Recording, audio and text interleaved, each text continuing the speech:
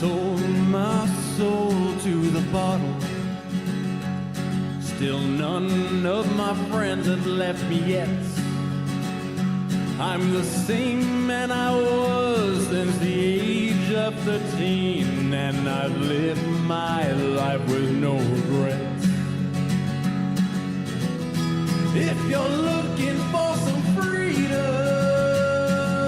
all it takes is 10 drinks minimum. If you're looking for rhyme or reason, all it takes is 10 drinks minimum. Oh boy. Is it live or is it Memorex, Smiley?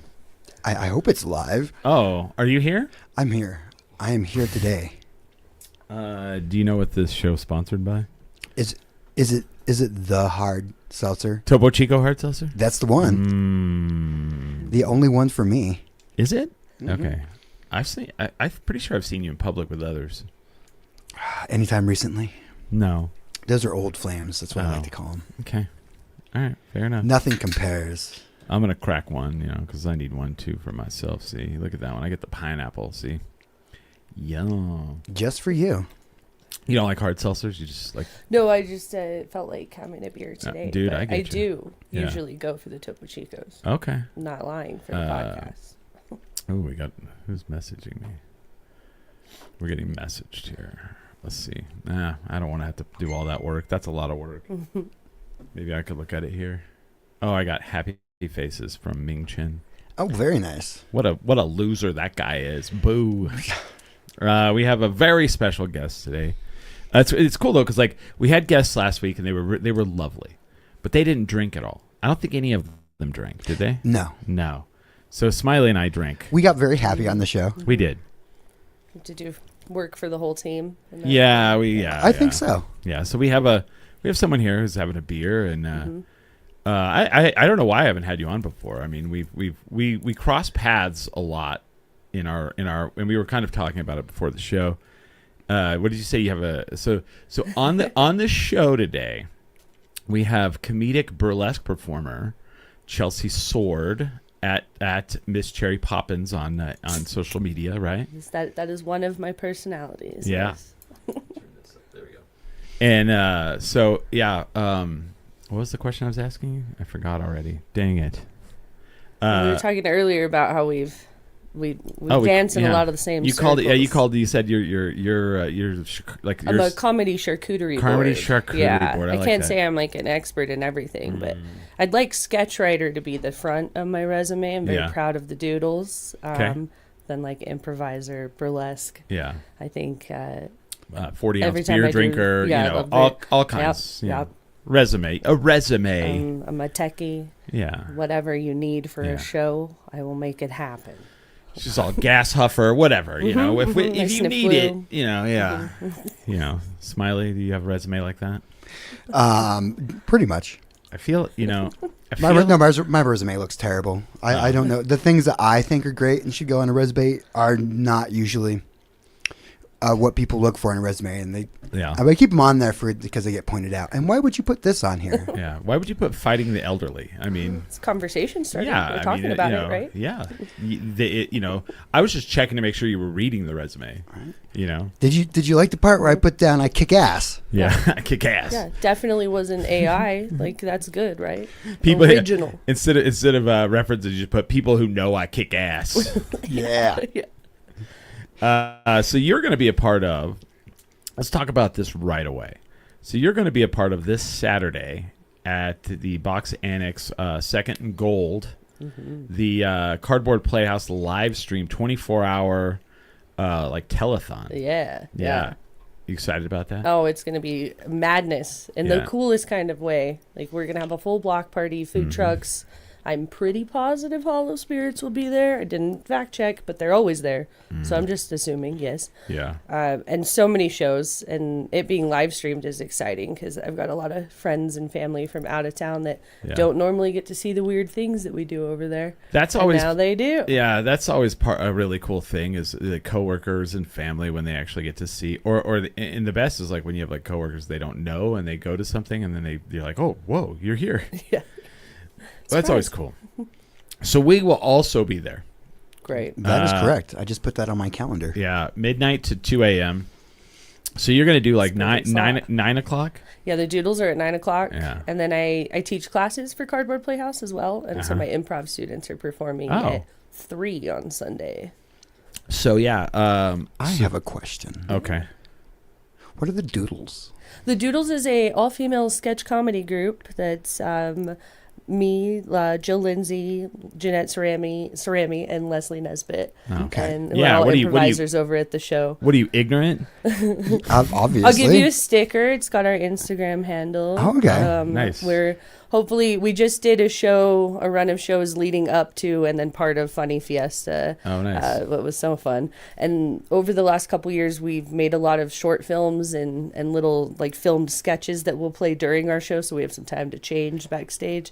So sometime next month, we're still nailing down the date, but follow the Instagram and then you'll find the date. We're going to do a Doodles night at the movies kind of thing and screen all our short films. Oh, that's cool. Oh, nice. It's going to be fun. Yeah. That is pretty cool. Yeah, then we'll put them on YouTube so other people can see it. But first, we want to try and make some money off it if we can. Well, let me hide we got this. dreams. So we in the lower corner, like over here, like right there, it says cardboardplayhouse.org. Usually, I have some crazy rant that I put there. But yeah, if you don't have to wait till Saturday. You can donate money. So Cardboard Playhouse is a theater company for children, where they train children to do theater, and they put on really amazing performances, and they're trying to raise money to get their own theater.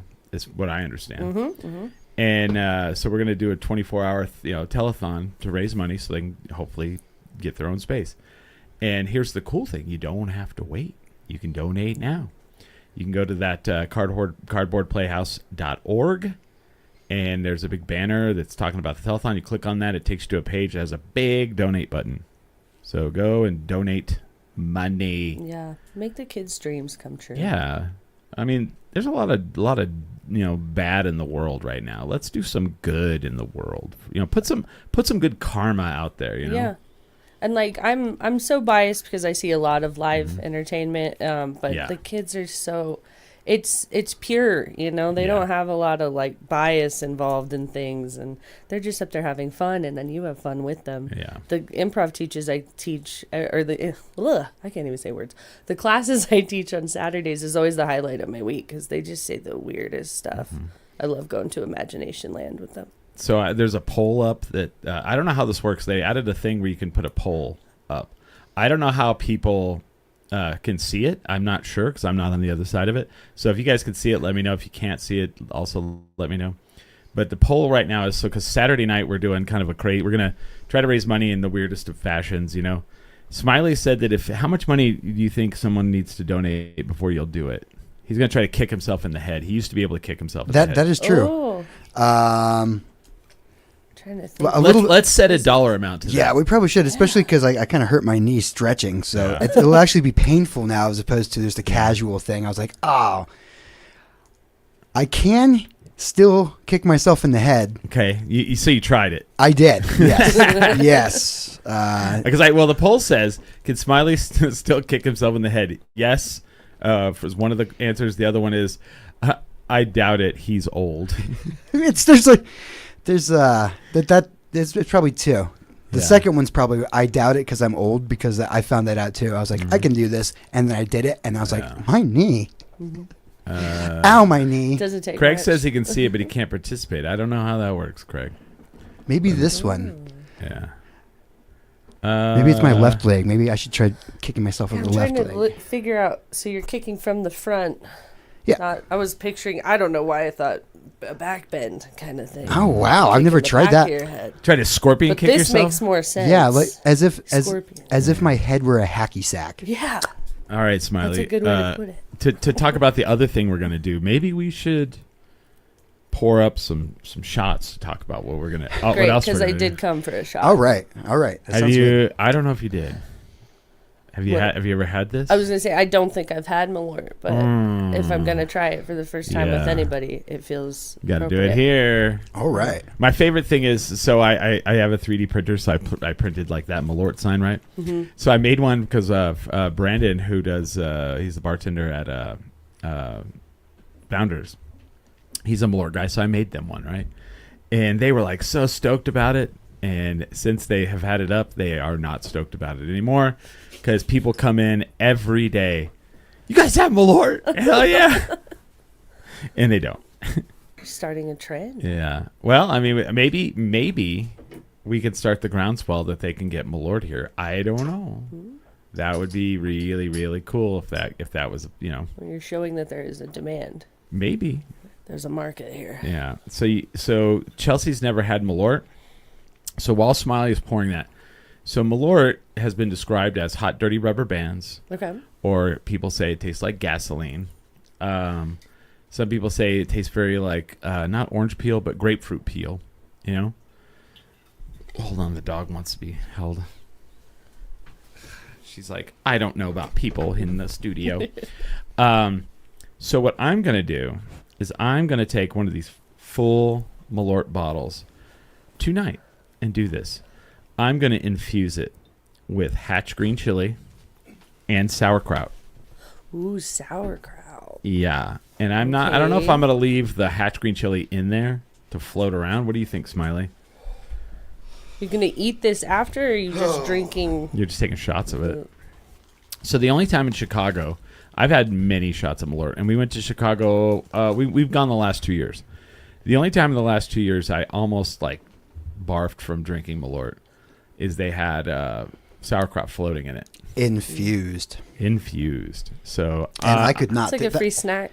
That was the one I couldn't take. That was the one shot on that on our little vacation there. They're like, "You want this?" I'm like, "No." Yeah. You found a limit though. That's great. Yeah. Something. Smiley hates this, by the way. Yeah. He does not like Malort. You just take one for the team. I can do it. It's fine. So here's to raising a bunch of money for Cardboard Playhouse. Yeah. So yes. Sweet. Oh yeah. I was expecting it to be a lot worse. Oh, the faces that Smiley's making right now. Is it? You gotta wait a second. Yeah, there's a weird aftertaste. The gasoline, I can. Yeah. It's more like nail polish remover. That's a good one. Look at that acetone. Yeah, and then we're gonna add a little green chili to that and a little sauerkraut. So you have to chew through the experience as well. And I think what we're gonna do, I don't know the dollar amount, but if somebody donates a certain amount, someone in the audience or part of the show has to take a shot of the green chili. The hatch green chili infused sauerkraut Malort. That's great. I kind of feel that it's still going to be me. This is just going to be like Smiley hit another one. That's what I was saying. Look, they just keep donating money. It's jackass, but it's just me. Well, we're just going to do things to Smiley. I asked Doug. I said, "Hey, can we invite a bunch of people?" And he goes, "Yeah." I was like, "Okay."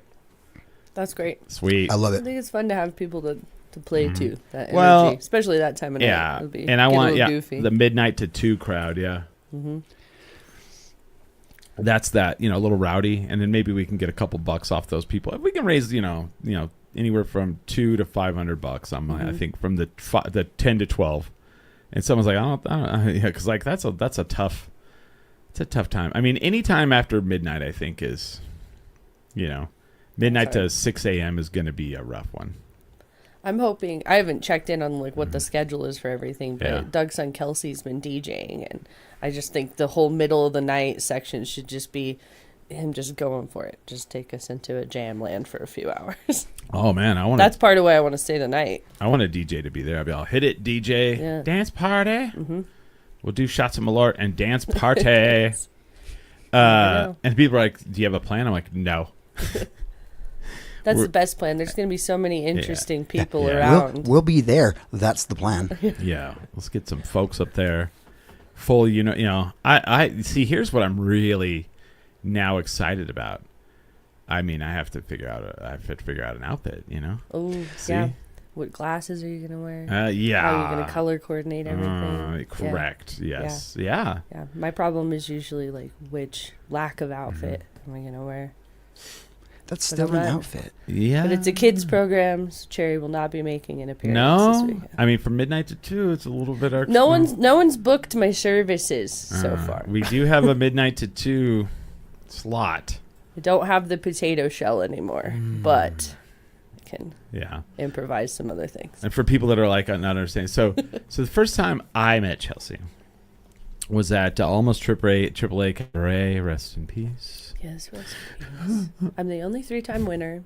You are the only 3-time winner. I had a hat trick, and I'm very proud of that. Nice. Very nice. So you have 3 hats? Mm-hmm. They're up on the wall in my room. Nice. So Chelcie does comedic burlesque. So where does that come from? I would say I was a big Chris Farley fan as a child, so just a lot of like physical comedy and like Mike Myers and Chris Farley, I would say, are like my comedy heroes from a very young age.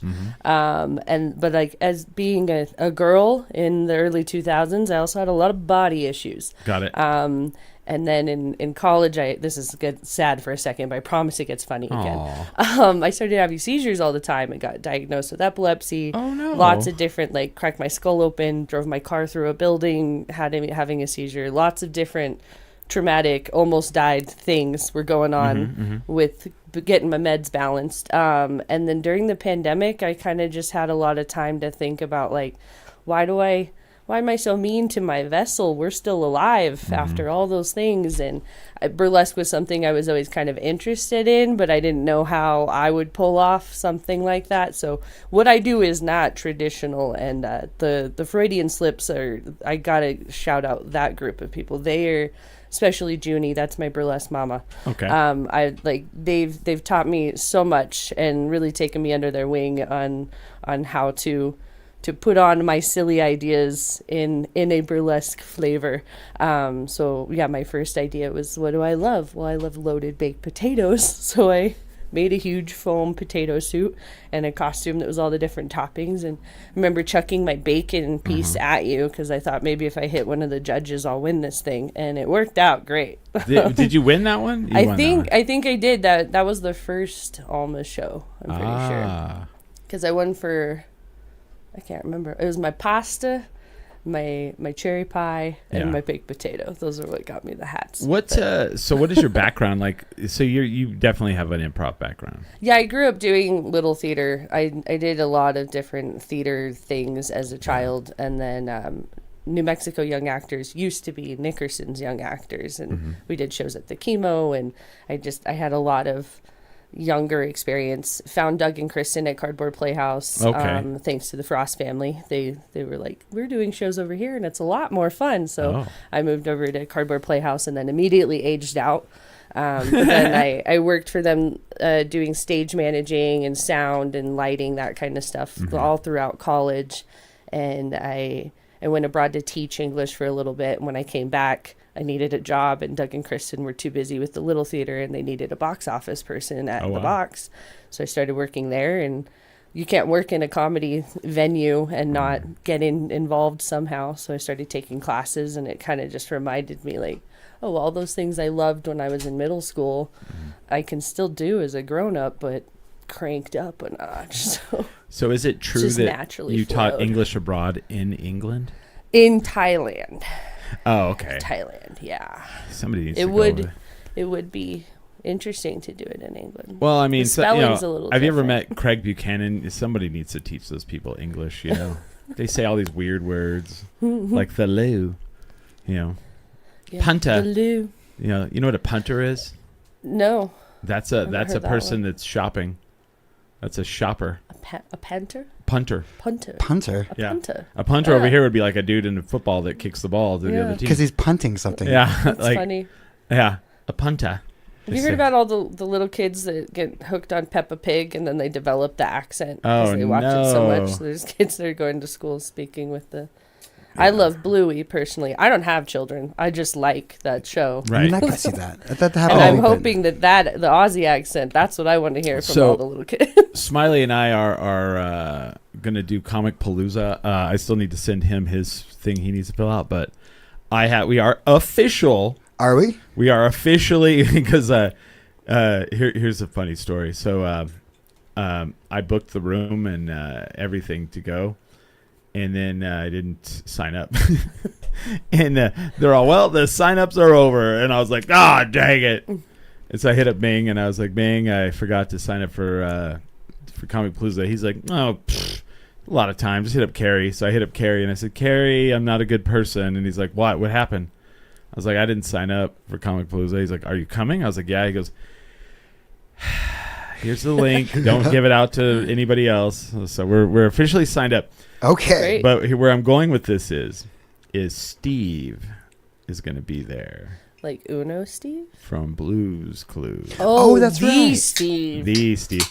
And so I'm talking about it at work. And I got excited. I was like, and they're like, what? I was like, Steve from Blue's Clues is there, and it's going to be there. And they're like, okay. And I was like, I love Blue's Clues. And they're like, you don't have kids. I was like, I was in college drinking, and I watched the ever-living shit out of Blue's Clues, man. You know? You don't need to have kids to enjoy that kind of stuff. Mr. Salt and Mrs. Pepper. Oh, Steve. And then Paprika, where did that come from? Yes. Oh. You know? Great.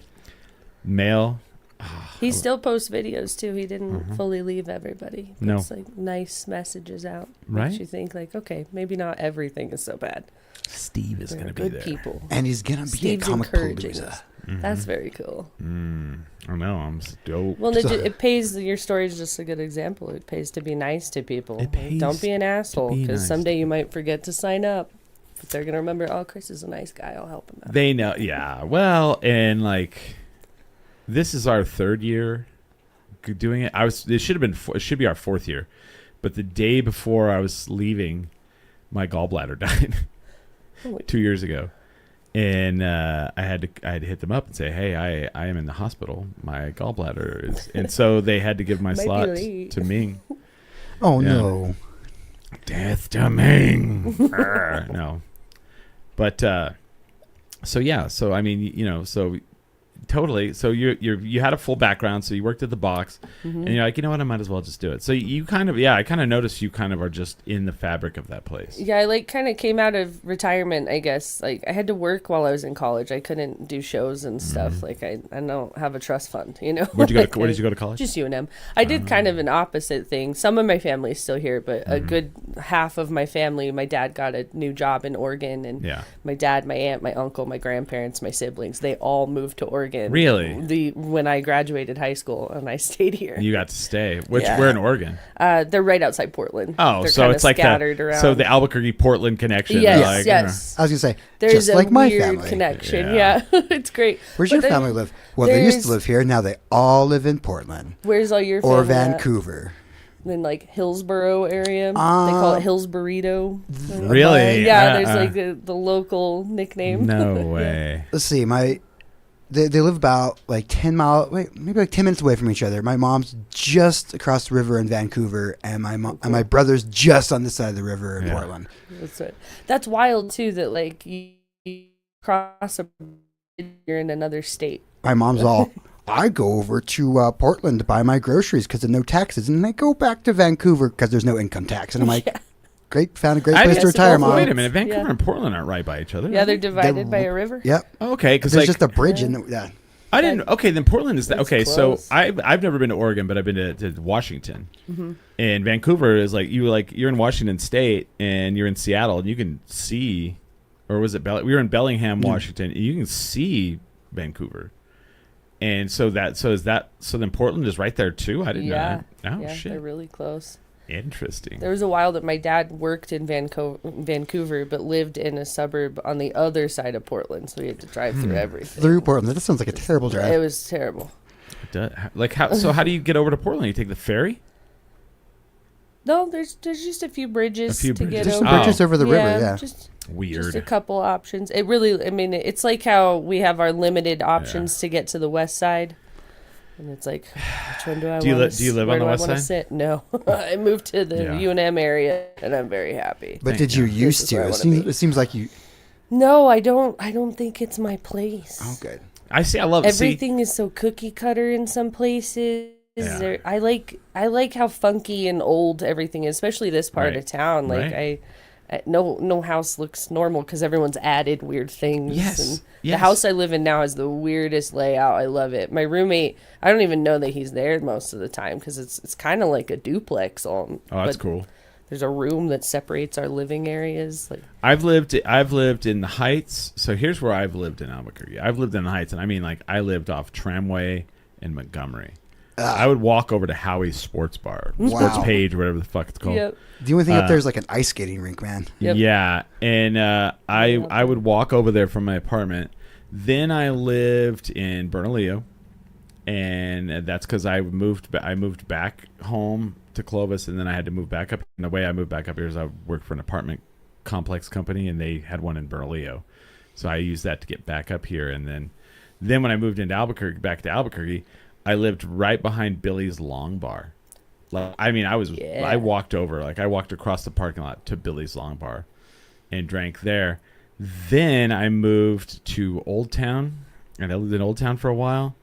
Then I lived in what's that area? Martinez Town. Mm-hmm. You know, I lived in Martinez Town for like 7.5 years. Then I lived in an apartment downtown while I was waiting to buy a house. And then the world shut down. And I lived here. Never once on the west side. Yep. Never once. I have not crossed the river. Good for you. So Ming, he hit me up. We were talking one day, and he goes, all right, let me get this straight. So let me see if you agree with us, because he listens to our show, and he's like, let me get this straight. People from Albuquerque hate Rio Rancho. I'm like, correct. They don't like Los Ranchos. I was like, that's correct. But they like Corrales? I'm like, you are correct. All three. That is a correct. Is that wrong? No, it's not. It's hard to explain why, but yeah. Corrales is just welcoming. Was that his Albuquerque citizens test? Maybe? Yeah. Well, it's just a few questions here. The Ming test. Yeah. And then you can really say you're from Albuquerque here. Yeah. Mm-hmm. I have the answer for that, because like most Albuquerqueans hate the west side because or hate Rio Rancho because it's the suburbs. And if you live in a large city and you're listening to this, because I get it that a lot of people are listening to this don't live in New Mexico, because we have a huge contingent of people. We have people that are in Beijing, China, for example, India, and all that. So I get it that in your city, an hour-long commute is nothing to you. For us to drive from one side of Albuquerque to Rio Rancho is like 45 minutes. And I get that that's not long. But for some reason, it is more painful than other commutes that I've ever seen in any other city. I don't know why that is. Yep. I have no good explanation. We only have 3. Oh, coming back's even worse somehow. Yes. We have 3 outlets. We have I-40 to Unser, I-25 to Alameda, or you can go all the way around through Bernalillo, right? Or Paseo. We have 4. Yeah, Paseo. 4. Yeah. But if any one of those and they're all clogged goes down, it's a fucking shit show. Mm-hmm. And they've not fixed it ever in the right way. So then Los Ranchos. So in my history in Albuquerque with Los Ranchos, every time they make the news, it's something pretentious rich people would do. Like they did a city ordinance where you're not allowed to film movies in their city. Because right in the middle of Albuquerque, there's a village called Los Ranchos. It has city limits. It has its own mayor, and they passed an ordinance where you cannot film movies there. I didn't know that. That's ridiculous. Mm-hmm. It's gorgeous over there too. Why would you not want? Mm-hmm. I don't. They don't want all that because they don't want to mess up their gorgeous scenery with They can look at it. You can't. All right. Yeah. Well, these are my views. One of the best things that ever I've seen since I've been here is on the April Fool's Day, which we just had.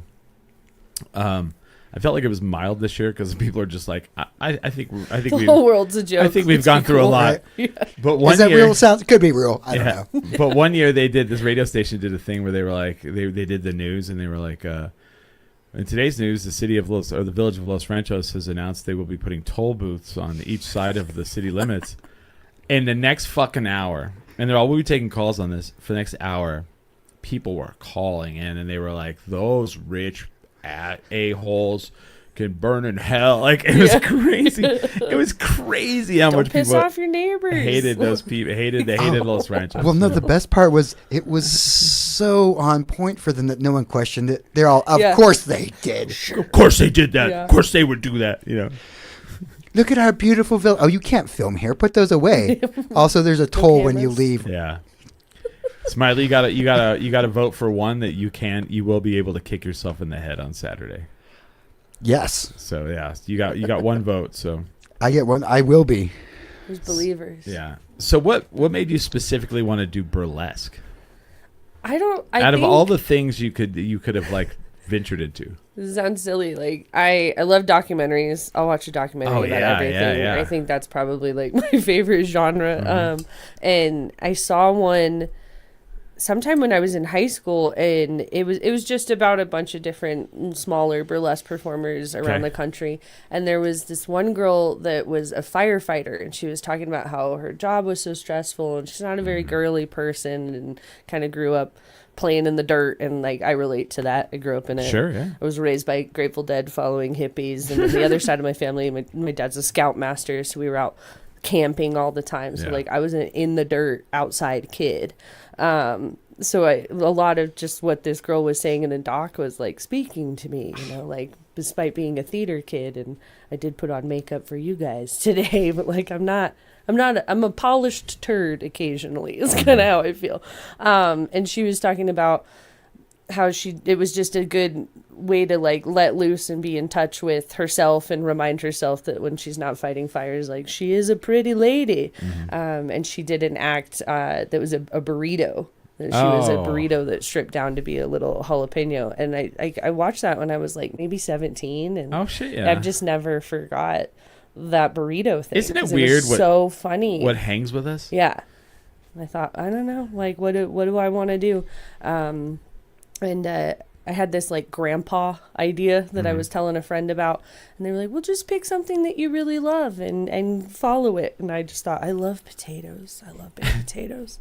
And a lot of my acts, most of them are food based. And I think the Sasquatch, I'm very proud of. I'm pretty sure being a Sasquatch for dry heat that one time. If you listen to the episode of this show after you did the potato, I talk about it.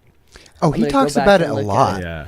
There are people. I did it again at Funny Fiesta 2023, I believe. Yeah.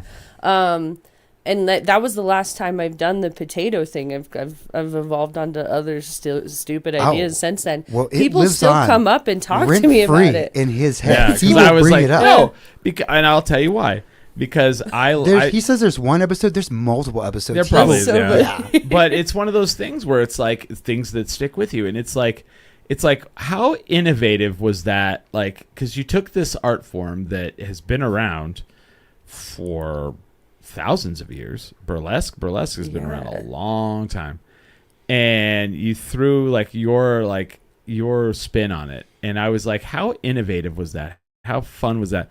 And when I talk about it, I tell people like, yeah, she was a loaded baked potato. And then she ends up with like pats of butter on her boobs. And then people are like, real? Like, I was like, she had all the toppings and she took the toppings off. And people immediately go, oh, wow. Like because it's innovative. It's pretty genius. It's silly. Yeah. Yeah. I loved it. Also, the dog licks her paws. I did not pee my pants. I promise you. I just looked down and I was like, oh, cool. I peed my pants apparently. Yeah. So I have a looks like good I peed cover my story. Yeah. I know, right? I may or may not have peed myself on the show today. Yeah, I think that's why I try to remind people too, like, this is not traditional burlesque. Like, what I'm offering is I'm there to get laughs. Like, if it's sexy, that's accidental, because that's not really the goal. Like, I have it's got to be funny. It's funny that I need out of my head. Yeah, and it's great. And I've just found a lot of people in this town that water that flower. Yeah. Looks like it literally looks like I peed myself. Yeah, that's I didn't. So embarrassing. I thought you were overestimating or No, that really looks bad, man. That looks like it's built something. Spot.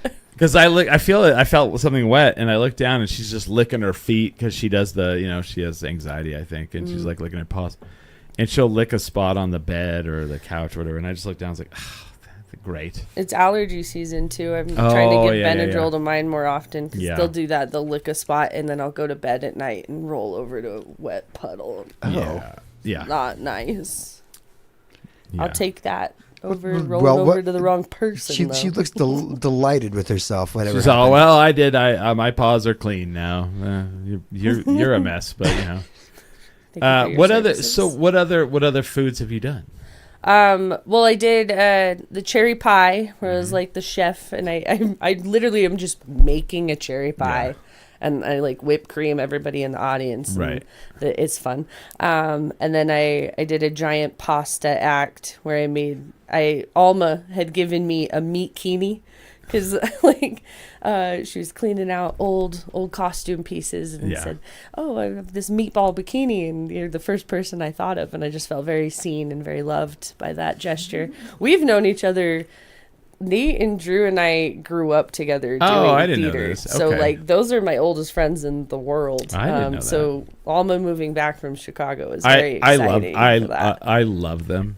They are fantastic people. If they need me, it's one of those things where if they ever need me for anything, I'm definitely going to be there because I had so much fun.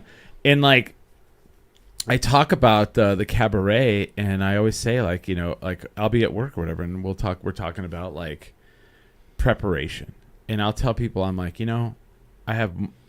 took me to work with drag queens and people that do cosplay, and now I have insane amounts of respect for both. Because people look at cosplay, and there's definitely a group of people that look down on it, it's it's so much work. It's a weird art form, and it is. But I mean, that's okay. Being weird is not bad. No. But I remember the first year I went to Comic Palooza, because we do Comic-Cons here. The Comic-Con here has just recently gotten to where it's insane level. Oh, you just the last 3 years. Couple 3 years. Yeah. I don't know if you know how big the one is here. I went. I honestly, it's probably pre-pandemic. Okay. I haven't been. So recently. this year, Saturday had 20,000 people. Sunday had 20,000 people. Yeah, I'm not used to seeing the fire marshal there counting. Yeah. Oh. That's the last couple days. The last couple years, it's been it's packed. Yeah, and there's some cool people that come too. Yeah, and so the first year I went to Comic Palooza, I'm hung over. I'm like, oh god. I'm walking up to the building, and I'm where's the entrance? Trying to think about coffee and getting myself back together so I could be ready for the day. And there's this woman.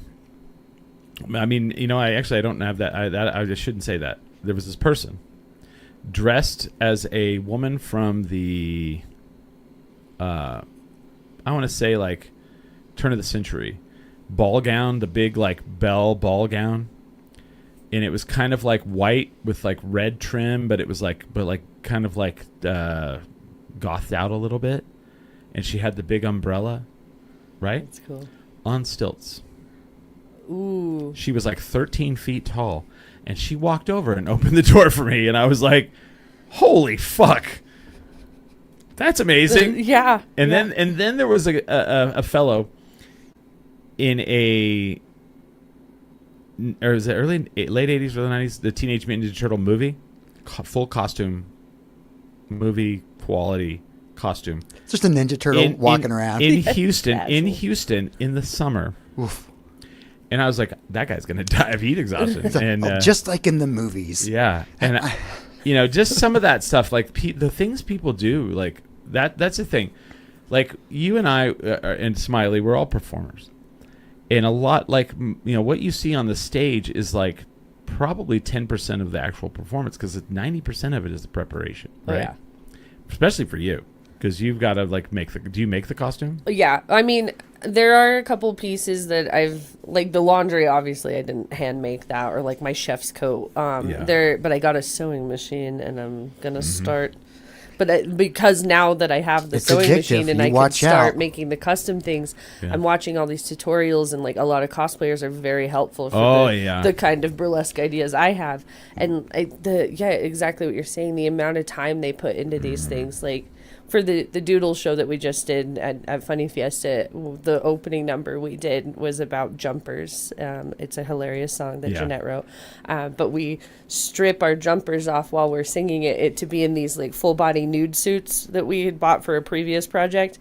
And I crocheted a bunch of different shades of colors and sized nipples and bushes to match our hair colors. Nice. That we pinned on there so that it was like Muppet parts. So when we stripped our jumpers off, we had those little things. And just making those fucking nipples took me like, I don't know, at least 5 hours. Wow. Just for the maybe that's including the bushes. I was kind of multitasking. But like just making our like private parts for 4 people took so much time. And and the song's like 2 minutes, you know, and that's just the end when you see the reveal. And like, are you gonna? But I'm so proud of that. Are you gonna? Right, but see, that's where you want it filmed. Yeah.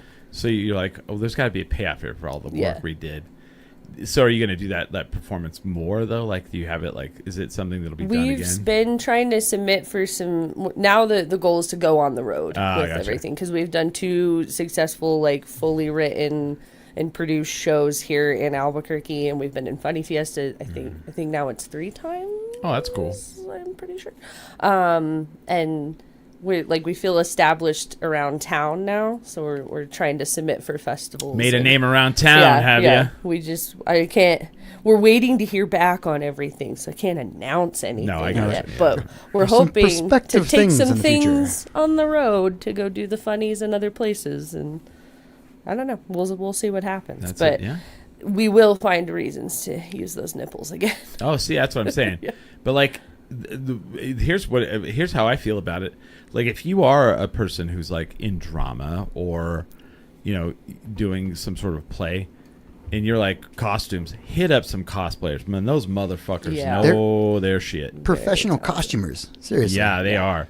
And they do things like that I think normal costumers wouldn't even fucking think about. Like some of that foam shit they do, you're like, oh wow. Oh yeah, because if you're doing like, I grew up in a professional dance troupe, and we made our own costumes, and everything that I learned from there was, this is literally like, you don't want this to break while you're on stage. No. So you're like making it like really, really as sturdy as possible. Yeah. Well, sturdy. But then you can, I go to like some of the panels at the Comic-Cons for cosplayers, and they're like, I'm wearing this for a day, and I'm like, all their ideas are amazing. I'm like, whoa. Yeah, this last year was pretty. I never tried to do it. You have to walk around in that all day too. You want to figure out how to make it lightweight. Yeah, and not die from heat exhaustion. Yeah, all kinds of stuff. So, a lot of engineering. Yeah. What sewing machine did you get?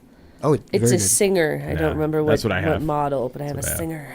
So the other day, I'm at Lasso downtown, this brewery over here, right?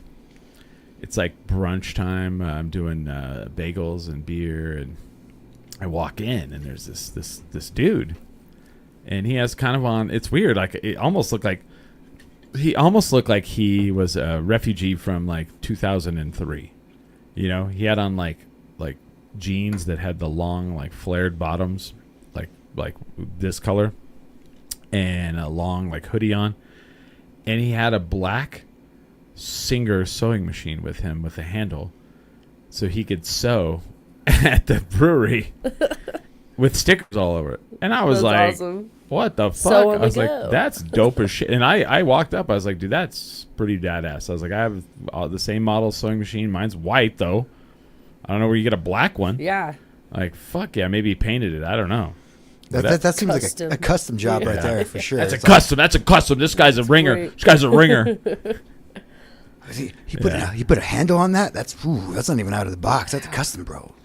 Yeah, like wheels. Do you now that drives little flames since you build your own like costumes? Do you ever like build your own, like design your own clothes? That's what I'm trying to get into now that I have the tools. I think when I first started doing this, I was still just doing it under Chelcie. But after that first Funny Fiesta, when I kind of like caught the bug and was like, maybe this isn't just a one-time bit. Like, I think I want to do this. And that's when Junie and I had met, and like they really took me under and gave me a lot of good knowledge. And I registered my name. My sister came up with Cherry Poppins because I was just trying to throw about, like, it needed to be something stupid funny. Like it needs to be like a pun, but I don't know. And she said Cherry Poppins, and I thought it kind of fit because this sounds like kind of fucked up, but like I've worked with children for so long, and I was a nanny for a long time, ironically for a family in Corrales. That's probably why I love Corrales so much. And then an after school program, and now I've continued teaching with Cardboard Playhouse, and like that's just like literally my favorite thing I've ever done and been paid to do is do imagination things with the kids. So that Mary Poppins element was kind of what my sister was riffing on. And she said, what about Cherry Poppins? Like a stripper. Like, because we were talking about generic stripper names. Okay. And it worked, Cherry Poppins. I love it. There always is that, though. Like when you go to a strip club, they're like, you know, there will be the one that comes out and she's in the cheerleader outfit. And then you know, and you're just like, oh, the stereotypes. boy. Yeah, the stereotypes. It's like, okay. So, you know, but yeah, Cherry Pop, I guess. Oh, yeah, Mary Poppins. Yeah, it was kind of a Mary Poppins joke, and then food needed to be involved somehow. So when she said that, I went, oh, that's perfect. That's it. And I went to register it on the burlesque registry, and nobody has it. And I was looking online. Wait, there's a burlesque registry. There's a burlesque registry. I was trying to do my homework and make sure no one could come after me. Like, this is my name. Like, nice. There's a drag queen in New York that looks like they've retired that went by Cherry Poppins, and there's a dance troupe in California that I found, but not a burlesque performer. The Cherry Poppins? It's I think I don't know. That's weird. They only anything I could find that was Cherry Poppins was like the name of a show, but not an individual person. Nice. We've been 10 drink minimum since 2006. I think there was one. There's a band called 10 drink minimum, and there's a book called that, right? So then when we were doing probably around 2021, some other podcast named themselves 10 Drink Minimum, popped up on Spotify. I got their email and I said, hey, I looked up the law because someone's like, well, you need to trademark your name, and you don't need to trademark it.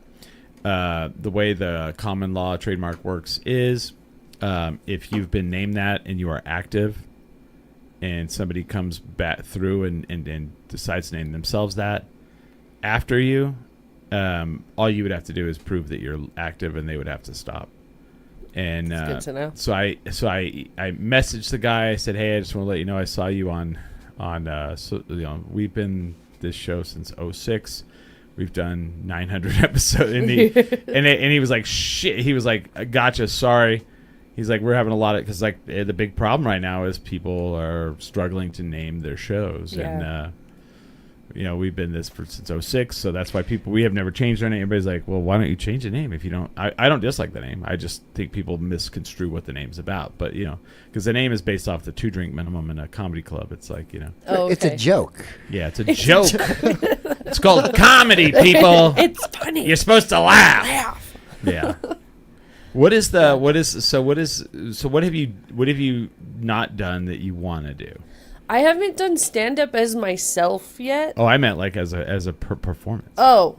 I mean, like for the burlesque kind of stuff? Oh man, that's hard because every time I get an idea, I do it. Like, I have enough people that if I've got an idea I'm excited about, if I abuse my connections in a sense that like, hey, I have this thing that I want. But also at this point, people are asking me to do stuff often enough that I don't really have to go like hunting for it.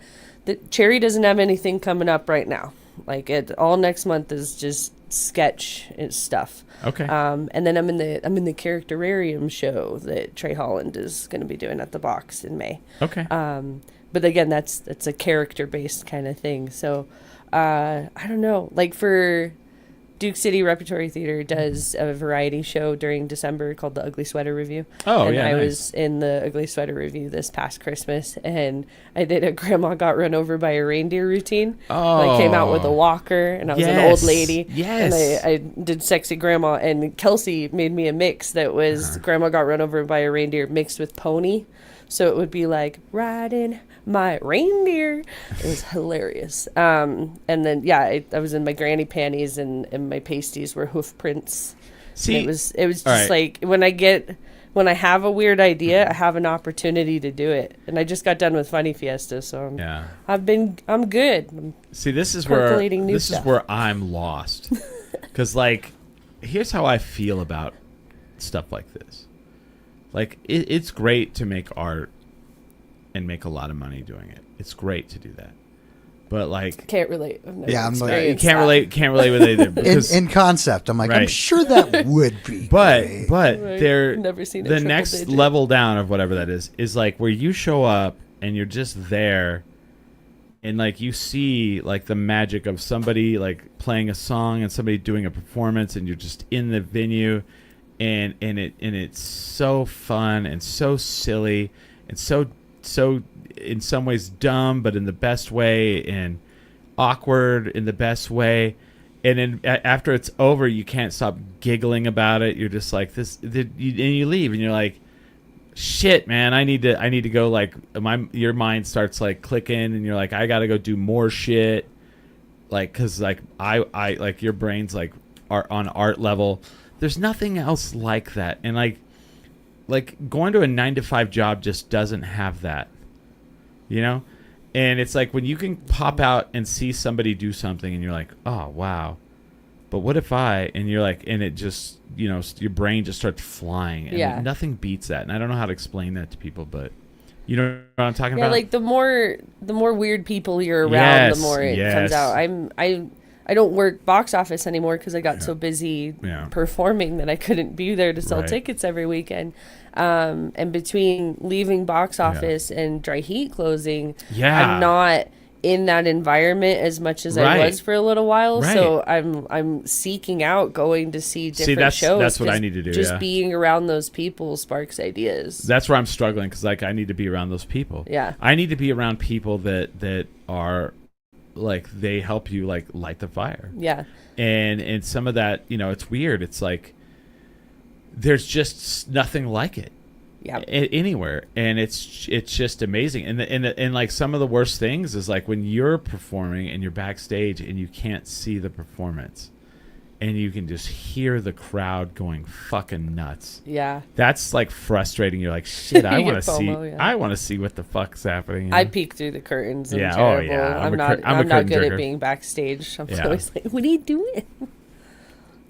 I'm a curtain jerker, yeah. But I mean, I get to do the wrestling, and wrestling is definitely scratches that itch because I do the commentary. But I definitely could use more for sure. But yeah, so we're at the end of the first hour. Oh wow! I know, right? Fast. I know, right? Weird. We are professionals here. It is a very professional setup. Yeah. You said you've done podcasts before. And I did one other one. So I didn't, but really, I didn't know you were going to have all these cameras. Oh, yeah. And then switch like that. So I can switch to you. I can switch to him. I can switch to me. Oh. Yeah. Did you like my Easter shirt? Chelcie and I do not partake. Yeah. We are Jewish. Oh, okay. So, it's not a universal holiday? It's like for like a bank holiday? No. Is this attached to a religion Jesus too? Just wasn't that big of a deal.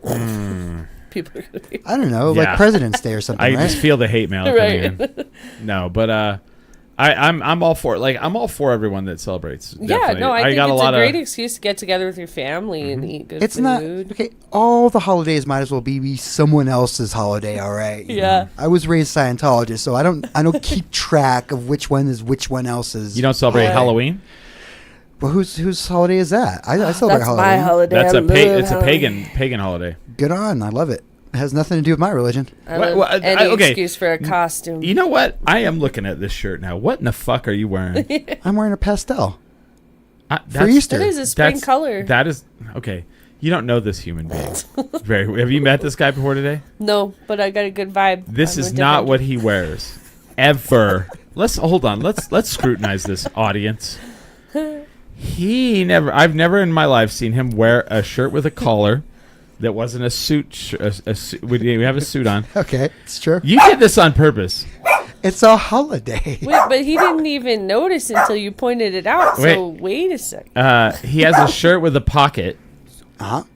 And he has a shirt that buttons up. This is not normal for him. He is doing this on. I'm done. I'm not going to talk about it anymore because he did this to agitate me. He did this on purpose. Job well done. And he does not celebrate Easter. Everyone, stop with your fucking. Don't be mean to Smiley horseshit. He does not celebrate this holiday. He's over here just fucking having a time. Look at him. Yeah, yes, I am. Son of a bitch. We should have got chocolate bunnies. We could have been drinking out of the chocolate bunnies. I failed us today. Oh, wow. That's That's a cocktails. great... You know made, what? like But say, Kahlua, well, wait a minute. Kahlua coffee. Today is Easter. Tomorrow is the day after Easter when you buy all those motherfuckers for cheap. Yeah, it's And called we do Easter that, Monday. And we do that on Saturday night. Yeah. We're going to Saturday night. Let's go back into that because So, what do you have? Do you have anything coming up to promote?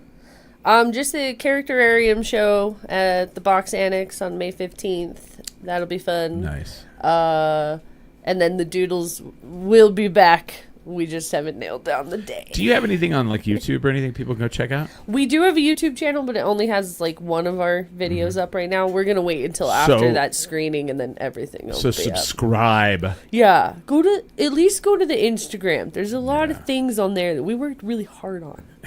We were really hard, But, like, man. Yeah, like talking about the group of people that keep you inspired. Like the four of us we just crack each other up. It's just nice to have we did a Zoom meeting this morning from bed. All of us were talking Nice. because we're filming wow. something on Tuesday. So this is the only time that we could talk about the plan for Tuesday. So all of us were in bed like, hey, good morning. Nice. I love them. It's Nice. great. And you're borrowing this throne for a thing. Yeah, I'm gonna take that throne. It's gonna be in a movie. Nice. That all of the people listening right now will definitely go watch. I'm trying to think. And it's so funny because people are like, "You have that throne, right?" And they're like, and I'm like, "Yeah." They're like, "I have an Instagram picture from that." I was like, "Everyone has an Instagram picture in that thing." Smiley, I'm gonna vote. Is a local celeb. I'm gonna vote 2. I don't think you got it in you for Saturday night. Oh, really? Okay. So I'm gonna make a Facebook invitation after this because I'm old. But Saturday night, midnight to 2 a.m., the Box Theater downtown, Second and Gold. We're throwing a party. Oh, yeah. We're going to do some stupid shit. Come down. If you're in Albuquerque, come down. If you are not in Albuquerque, tune in live. If you were like, I live in a foreign country, I can never tune in live because it's too early. Not this one. Not this one. You're in Ireland, India, Brazil. Well, maybe not Brazil. I don't know that. I don't know. I don't know how time zones work. I think you do because you just took out Brazil. Yeah. I think you have a fairly good idea there. Figuring out. We're pretty big in Brazil. Ayrton Senna rules. But Saturday night, midnight to 2, we're going to be at cardboardplayhouse.org. We're going to be live streaming, I think, on that site. We're going to raise some money. We're going to be drinking Malort. We're going to be acting stupid. That is correct. I was like, can we drink? And they said yes. Can yeah. we cuss? They said yes. And I Yep. said, done. We're there. Late night is for the adults. Yeah. We're adult for some kids. I don't know if that means that in the best way, to raise money. The To raise drunk money. adults To raise give money. us money. Nasty. For the children. Don't Yeah. think nasty. Adulting for the kids. We're doing it for a good cause. Yeah. I will stop being a child just long enough to help out other children. Yeah. Just a little May 2nd through the 5th. Is that? Am I wrong on that, Smiley? I'm not. Did I have that incorrectly? I'm not sure if I have that in my calendar yet. Oh, great. Good job. May 1st through the 3rd, El Paso Comic-Con. Smiley and I will be down there. We are doing pretty much everything. We are going to host every celebrity panel that we're going to be literally doing a whole day. Yep. From 11 a.m. on Saturday till 9 o'clock at night. We're working. And What I a believe day. we're We're hosting the cosplay contest. Yeah, we're hosting the cosplay contest. I'm going to make too. you know what I'm going to That's do? cool. Here's what I'm going to do.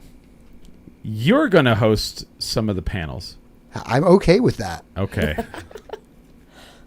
challenge accepted. All right. I'm like that's You know what? that's fine. I mean, there was I mean, yeah. Because I can't do. I do like last year. I did 11 a.m. till 6, I never left the room. Yeah, he was getting a little surly. He's like, "Where's our lunch? I need the bathroom. I need a pee. Yeah. Yeah, I need a pee real bad." And yeah. And yeah, we can switch off because I was running around trying to find like microphones and people that actually worked there. Yeah. The best shit too was like they had the Marvel one. They had like 3 of the people from the Marvel universe, and it was the people were lining up for it. And a lot of people came into the one earlier to like steal seats so that they didn't have to wait in line. And I'm standing at the door, and some dude walks up. He's all, "Are you gonna clear this room out so that the people in line can go get a seat?" I was all, "No." And he goes, "You're not gonna do that." I was like, "No." He's like, "Why?" I was like, "That's not my job." I said, "I'm talent. I'm on the stage with the other talent. You need to find somebody here that works here." And I had to learn that. I had to learn that. So back in the day, I would have been like, "Oh, let me help you." Now I'm just like, "No, that's not my role here." It shouldn't say job. That's not my role here. Fair. Yeah. Well, there's a healthy boundary too. Like And then they might have a plan that you're not aware of, right? And you fuck it up. Correct. Exactly. So then they come in and they're all, "Can you make an announcement that we need to clear this room?" And I was like, "Sure." There you go. That's the correct way to go about this. You've been given instructions. Correct. Yeah. Whereas I felt bad, I was like, "Oh, you asked the wrong person for help. I'm going to take over this area now." Yeah. And then let's see, May. You work for me now. This is how this happens. May 22nd through the 25th. Smiley and I will also be in Houston, Texas for Comic Palooza. And we're sure about that, right? Yes. Well, I'll be there. I don't know about you. I've filled out my shit. I know we got the email that said congratulations. I have to, but to be fair, I did not send you the information that I was supposed to send. Okay, cool. I'm like, that was definitely not on my calendar. I'm more excited to return to the bar Natsuwa than I am to the to the Comic-Con. Oh, that's always fun. They have the coolest bar, and I mean this with no disrespect to anyone, but it is the truth. They have the coolest bar I've ever seen in my entire life in Houston, Texas. It is crazy. So cool it's amazing. We'll tell that in the next hour. Okay. Okay. And then cliffhanger. We need a cliffhanger. Yeah, and that's all I got. That's all I got for coming up for dates that are coming up. We have probably more, but I don't want to do anymore.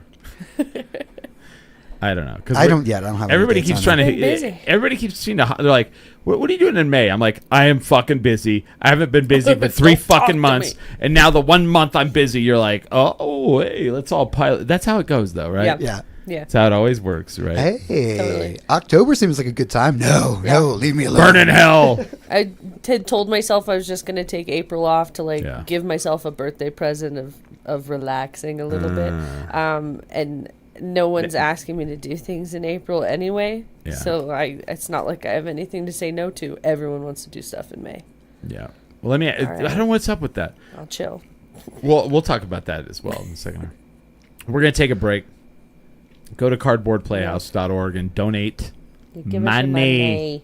Money. It's Easter. Be nice. Be nice. For children. It's for kids. Because they don't charge tuition. It's all audition based. It is. It's beautiful. Yeah, it is. It's phenomenal. And it gives access to all the kids in town. I've been to some of their shows and they are amazing. I wish that existed when I was a kid. Yeah. Me too. So, yeah, we'll be back. We're going to take a break. With that, we are 10 drink minimum.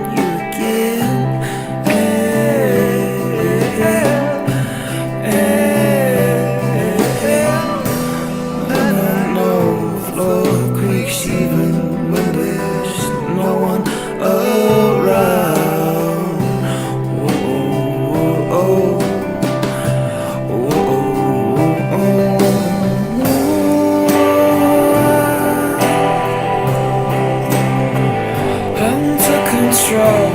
Did the feeling keep you down? Would you wait another day to hit the ground? If I ever explore again, it will be a season of angry trial.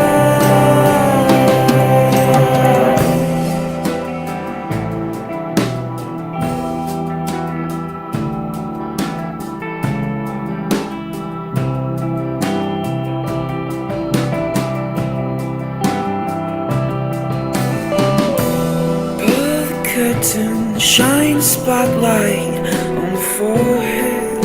You absorb the sweat.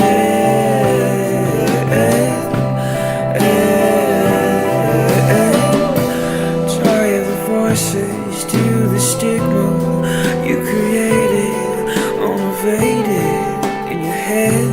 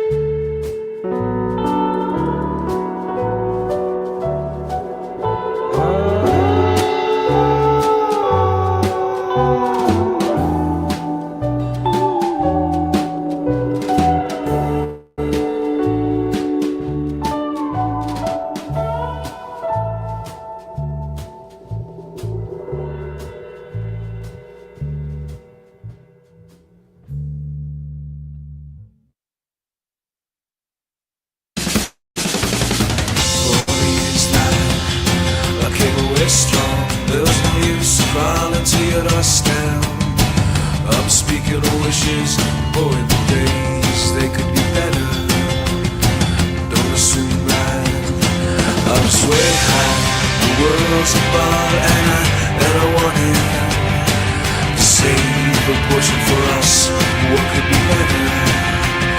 How do you do that?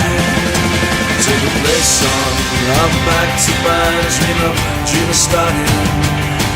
My base next to your skin. Chase it all, chase it all. Was it you? Your face is red as yours. I've got time to park at me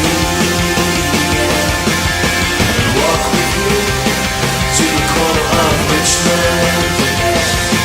The apartment's nice and there will be.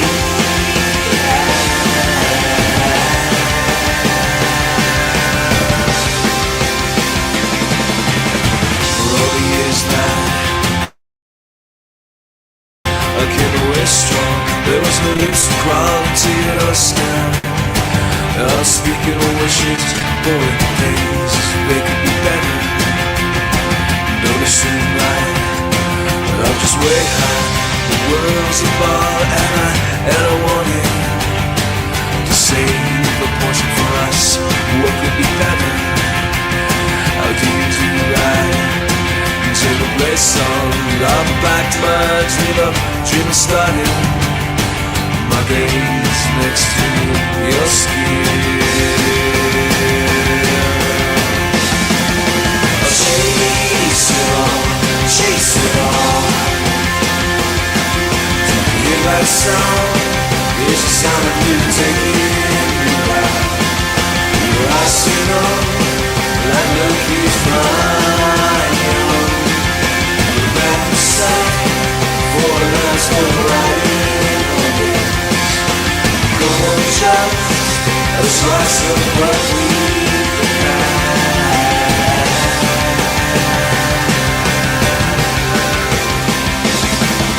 It's just the same, but so riddle me a kind of ghosts floating in a maze of my demise. We're back set for a certain kind of time machine to take me to the dawn of when we met.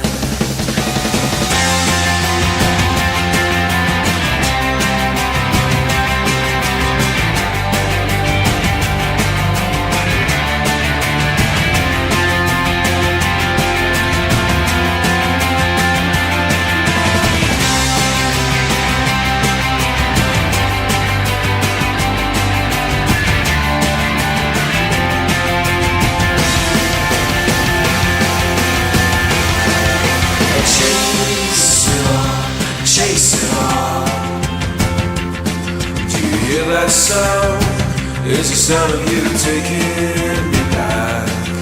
Your eyes say no, that look is mine. The band said, for that's alright I guess. Come on, just a slice of what we had.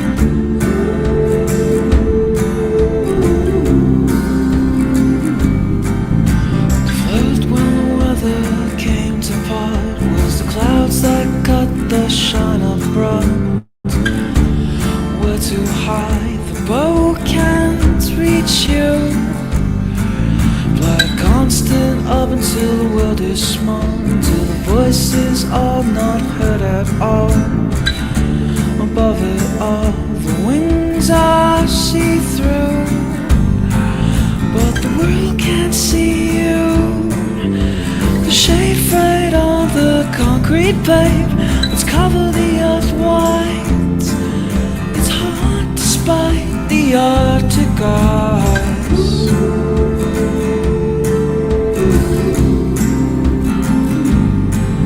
Let's cover the earth white. It's hard despite the Arctic ice. Let your body close to mine.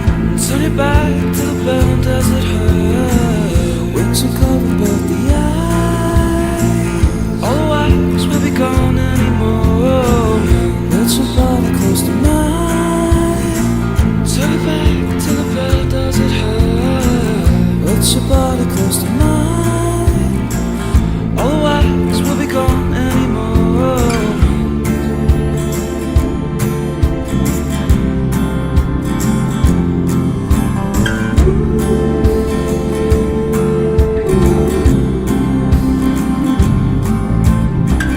That shot feel free to fall. I tried and failed to achieve the goal.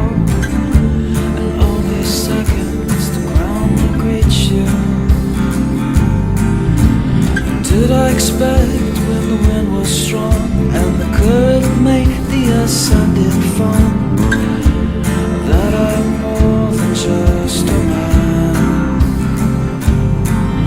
And pleased to meet you. The soil sinks as my love says. Let's cover the earth red. It's hard despite the sad quiet.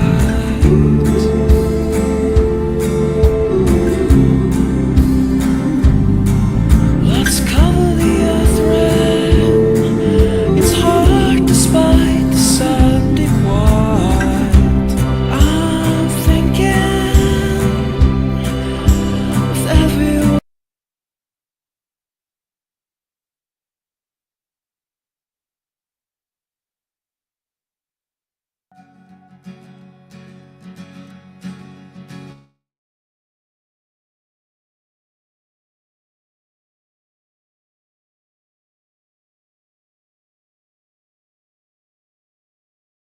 Still none of my friends have left me yet. I'm the same man I was since the age of 13, and I've lived my life with no regrets. If you're looking for some freedom, all it takes is 10 drinks minimum. If you're looking for rhyme or reason, all it takes is 10 drinks. We're back. It's the Billy / Wavy Hour. Smiley, I am here. you still have that shirt on. What do you think I was going to get rid of it? I don't know. You want to take it off right now? No, Is that what no, we're looking for? no. And Woo! see, the shirt you have underneath is what he wears almost all the time. Yeah, that's my work shirt. Okay. I'm wearing your work shirt. Special occasion. I can't believe. He wears It's a glasses. cosplay. Okay, Chelsea, he wears glasses that have no They're stage prescription in them. Just sometimes on the show because he wants to make fun of me that I have to wear glasses. Oh. glasses. Well, What a son of a bitch! Accessorize. okay. Well, I got the pair of glasses when he was wearing his old pair of glasses. Yep. So I made sure to get the ones that looked like his. And then I wore them for a couple episodes. I had to point them out. I was like, "Hey guys, you not notice?" Well, because people fucking wear glasses, and they, Yeah. it's a handicap. So then what do? So he has to wear these red ones because he gets migraines. It's true. So I get sunglasses, and I get the fucking red ones so I can fucking throw it in his face. It's I was like, you son of a bitch. it's a fun game. So we were talking a little bit at the break. The dog seems to be I might get a wet spot on my might jeans. pee your pants. We were talking a little bit about what were we were talking about, like, kind of like media and life and how it's Yeah. all kind of Comedy's a good break from it all. It's a good break from it all, but also it's like, we're entertainers. We're we're here to make people Yeah. forget about their day, forget about life for a little while. Yeah, I don't feel Piano obligated Man. to make a political statement Yeah. in the comedy. Yeah. We can have a conversation after the show, sure. But like, Sure. my act is here to make you laugh. Can we just leave it like that? To forget about life for a Yeah. while. But I was talking about like pro, how I always say like, well, everything's pro wrestling and people laugh or whatever. But like I need to get the book and I need to read it. But like so there was this wrestler in the 50s. His name was Gorgeous George. Have you ever heard of the guy? Mm-mm. Very famous pro wrestler. He keep in mind this is the 1950s. His shtick was, and people were like, this is a legitimate sporting contest. They thought that it was. In the 1950s for sure, all the way up until, Bach, what was it? 99, 2000 was it? They did not admit that it was staged. Oh yeah, when they turned it to sports entertainment. Yeah, for tax purposes. When I was a younger kid, it was like big news. Yeah. So you got to think though, this is the 1950s. Gorgeous George would come out. He dyed his hair completely blonde. He grew it out. He wore a bunch of different like bobby pins in his hair. He came out with a big like robe with like a fur around it, and he would come out and he had a couple different like valets that came out with him, like attractive women, and he would come out and he would come out very feminine, and he would prance to the ring, and he would like prance, and then he would pull the bobby pins from his hair and he would launch them into the crowd, right? Well, what do you think the men in the audience, because it was predominantly men, did? They wanted the bobby pins, I would assume. No, they did not want the bobby. This is 1950s. Oh, okay. They were livid. They booed this fancy man who may or may not be gay, probably. They don't want to so then he would get in the ring, and then he would primp his hair, and his hair had to be. He was like, don't touch. He would tell the other wrestler, "Do not touch my hair. It's expensive to get this done." And then when the match would start, the other wrestlers would charge him, and he would immediately duck out the ropes, and the ref would make them back up because if you're in the ropes, it's neutral, you can't. And he would do that all the time, and then he would do that like 3 or 4 times, and then like the ref would kind of position himself in a way that when the 4th time the guy came in, he would duck out of the ropes, and the ref would try to like separate them, and the guy's agitated, and Gorgeous George would like poke the guy in his eyes over the ref so the ref didn't see it, shit like that, right? And the audience went fucking insane that this fucking guy was getting away with all these things, and then the other guy, the face, the good guy, they just want to see him beat him up, and then he would until the end of the match, and then Gorgeous George somehow would cheat and win their match, and people would go insane, and they just wanted to see this man beaten. And then they would go another week, and the same thing would happen, another week. But here's the thing: every week the arena's full, so was the bank account, and it just happened over and over and over again. They did this all over the fucking United States. And, everyone's in on it. The promoter, the other wrestler, da-da-da. Well, a lot of people in history figured this out. Muhammad Ali was one of them. He watched Gorgeous George. Bob Dylan was one of them. Bob Dylan talks about him in his books. And these people are like, they realize, like, if I play a certain character, it will get a certain reaction from people. And it's been like, you can type in Gorgeous George and you can go relevance, and you can see all of the different celebrities that have like said I took my stuff from that guy, and it's a thing. It's like, because it's audience reaction. It's like audience reaction, like it's not a positive reaction, but it was a reaction that made people buy tickets. They all bought in, yeah. They bought tickets. Muhammad Ali, the performance was in the ring, but most of it was outside the ring. Like, who gives a shit if I fight this guy if no one buys the tickets? The people have to buy the tickets. So if I go write these poems and say all these fucked up things about this guy, and then people are gonna be like, Jesus Christ, like I hope this guy beats the shit out of him. Fuck, I want to see that. I want to see this guy. Look how loudmouth this guy is, And the whole time, the other boxer, like the boxing part, most likely was legitimate. I can't say to that per se, but the actual buildup is not legitimate. They knew that the other, it's all fucking a work. Yeah. It's all a work. Is the origin of hype in the last century? Yeah. Well, it all comes from.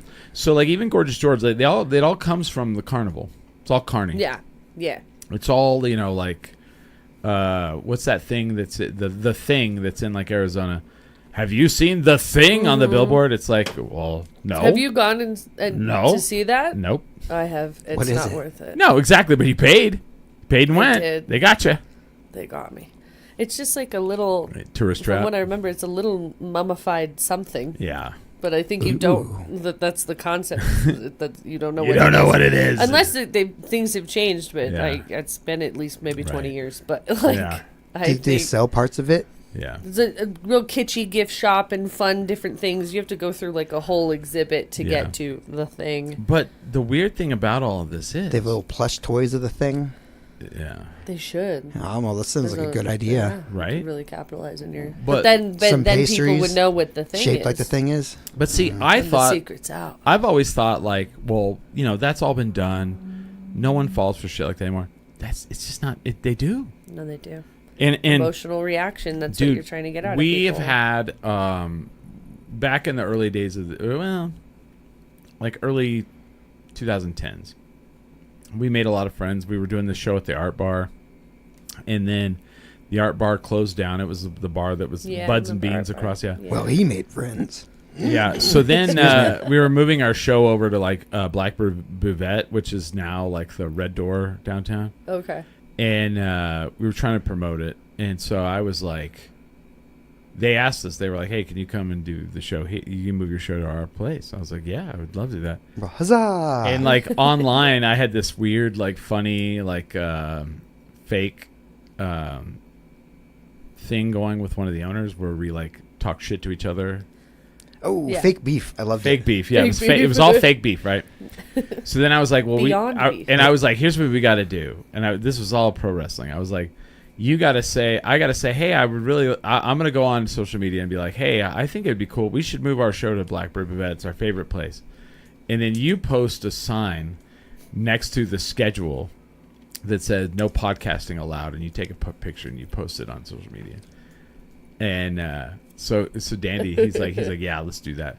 So I post like, all that. And then he separately posts a thing on their business page.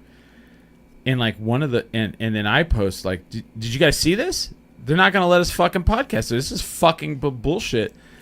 And like Just one stirring the of pot. the dudes underneath goes, I work there. That is the schedule. He's like, holy shit! Like they're not allowing podcasters to be at the Blackbird Buvette.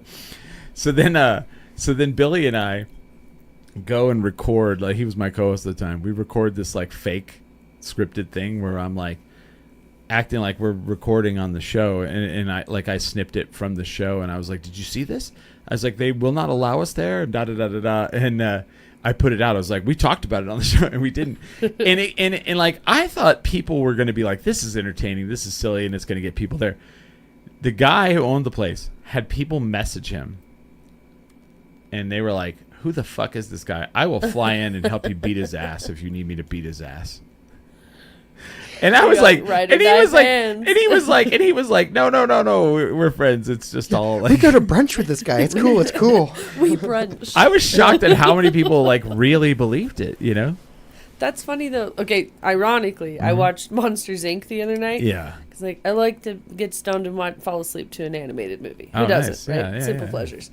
And I was thinking about it that like especially right now, the whole concept of that movie, like the screams are what they want from everybody because Right. that powers everything. But the laughter ends up being more powerful than the fear, and that's kind of just really relevant with the world that we live in Right, today. That like a lot of right. media outlets, kind of like what we were talking about during the break, like the more controversial your statement is, or the more clickbait your content is, Right. and the more you can get that emotional reaction out of people, the more they're going to buy into paying attention to what you're doing. And I just wish that people would follow that curve, that the scary stuff is only gets you so far. Go to the funny stuff. If we can talk and have a nice dialogue about this and end up laughing, it's so much more productive than the conspiracy theory, fear-mongering stuff. It all goes back you got to to be able to laugh at stuff. all the music I grew up listening to was the one that had the parental advisory on it. Yeah.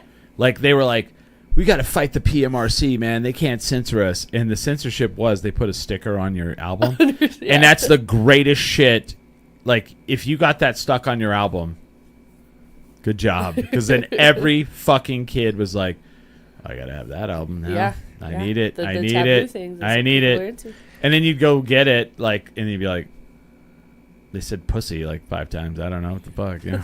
What's the big deal? Yeah. Well, I mean, the big deal was, I mean, if you were my age, you always had to get a decoy album to go with that. What did you get? And you had to show the one that wasn't the parental advisory on it. I went to the store and I went to the mall and I got this one. Oh, okay. It couldn't have been a better like fucking advertisement. Like if I walked in and I was like, oh. But then my brother's like, well, what'd you really get? I'm like, oh, I got this over here. Yeah. Oh, nice. I want to listen to that. I had every Two Live Crew album that ever came out. As an adult, I've gone back to listen to Two Live Crew. Awful. Right? Absolutely awful. I had that on tape too. Don't let mom see it. Have you ever heard Two Live Crew? Honestly, probably, but I'm so bad at matching songs to artists. Hold on, let's see if we can. I don't know how much we could play. Yeah, like, right. We'll lose. Not because of the It's the language on it. Right? No. It's because it's copyrighted. But like. Oh my. Oh yeah, what's the rule? Like 20 seconds. Yeah, I think that's what it is. Let's see, Two Live Crew. Leeway. I mean, the big one's Me So Horny. Yeah. Oh. You know. Yeah, my you almost mom did it. snuck that onto the ballot for her graduating class, and it won like class song, but the administration was pissed. And chose, like Don't You Forget About Me and one of those other songs instead. It's one of my favorite stories that my mom's ever told me. Let's see.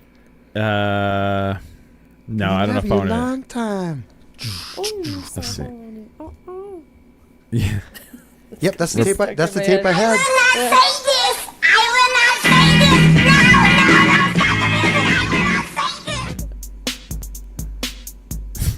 So just terrible, and misogynistic and awful. But I was like, it was a different time. 16. I was like, do what did he? Wow. I met that's right. Standing on the block. Terrible.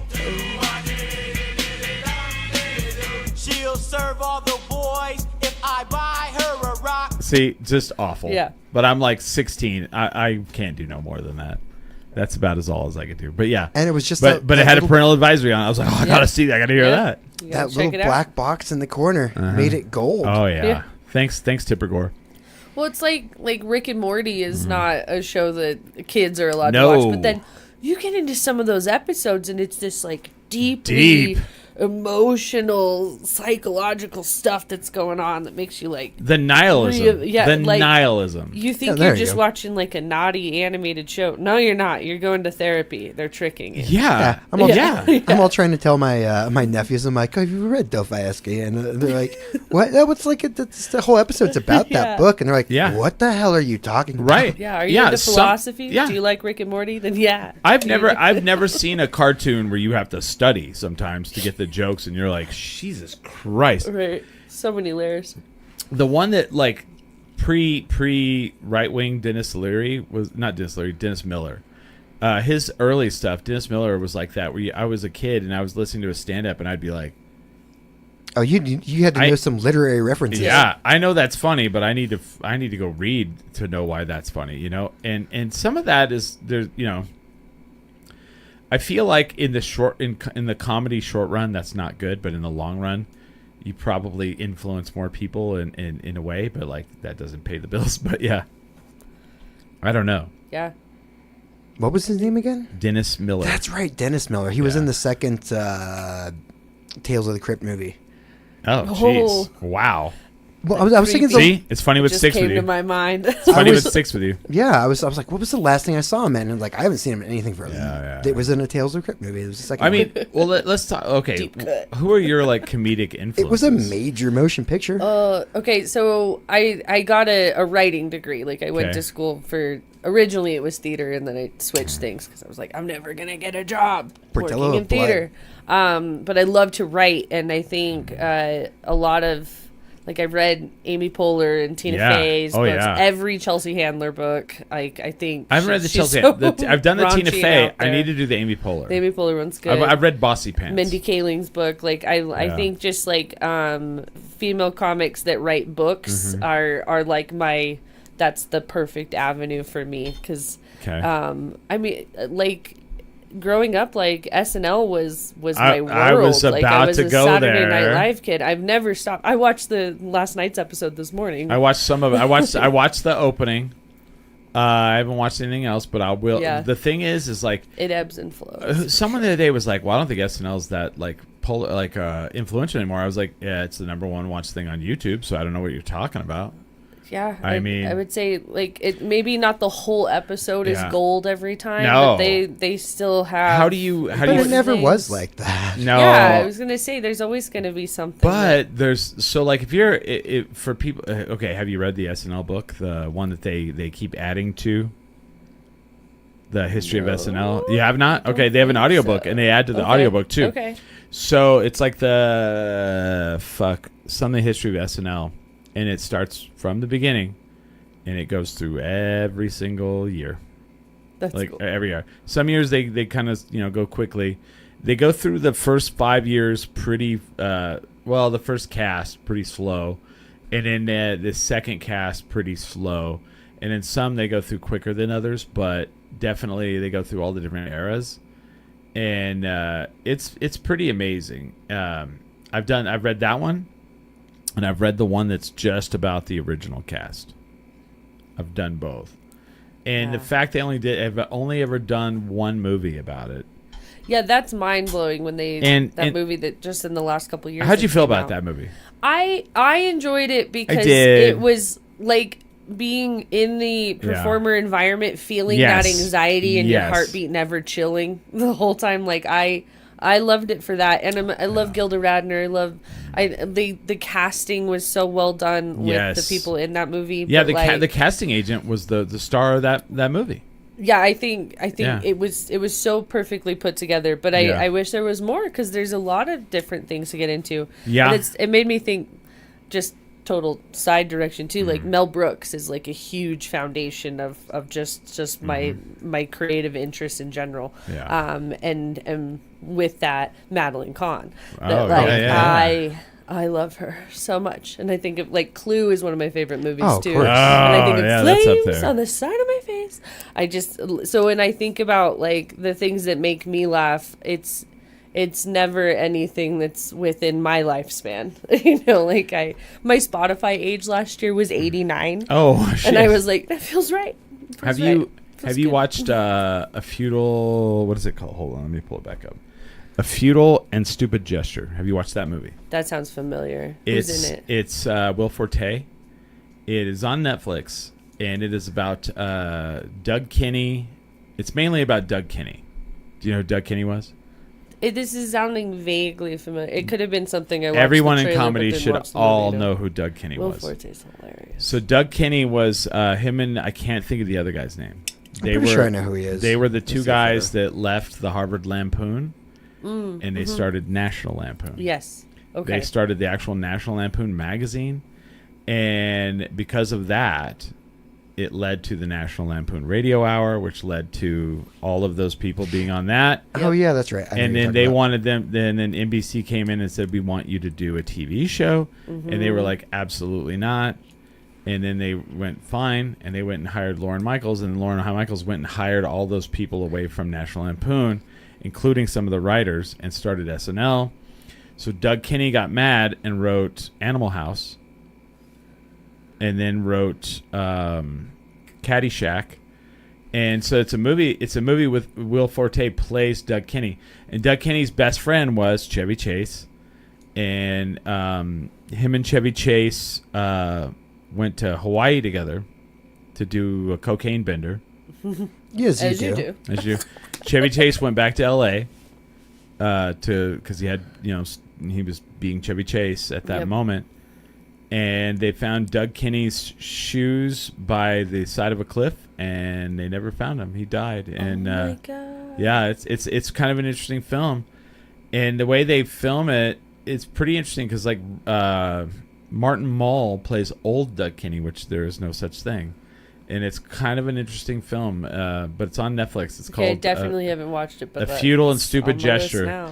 And it just kind of, but it's really weird because like this came out a few years back. Right? Yeah, okay, it I have was probably 5 or 6 years ago. And it came out like the same year as they did like an actual documentary on the whole National Lampoon. Yes, I have seen this.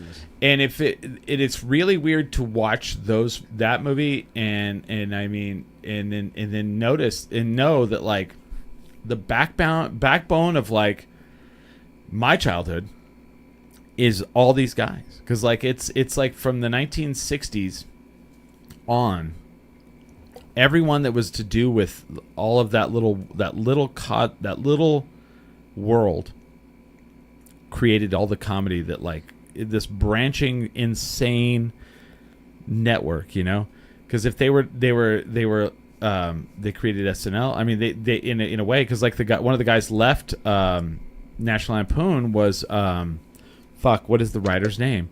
And he was a big prolific writer in the early days of SNL.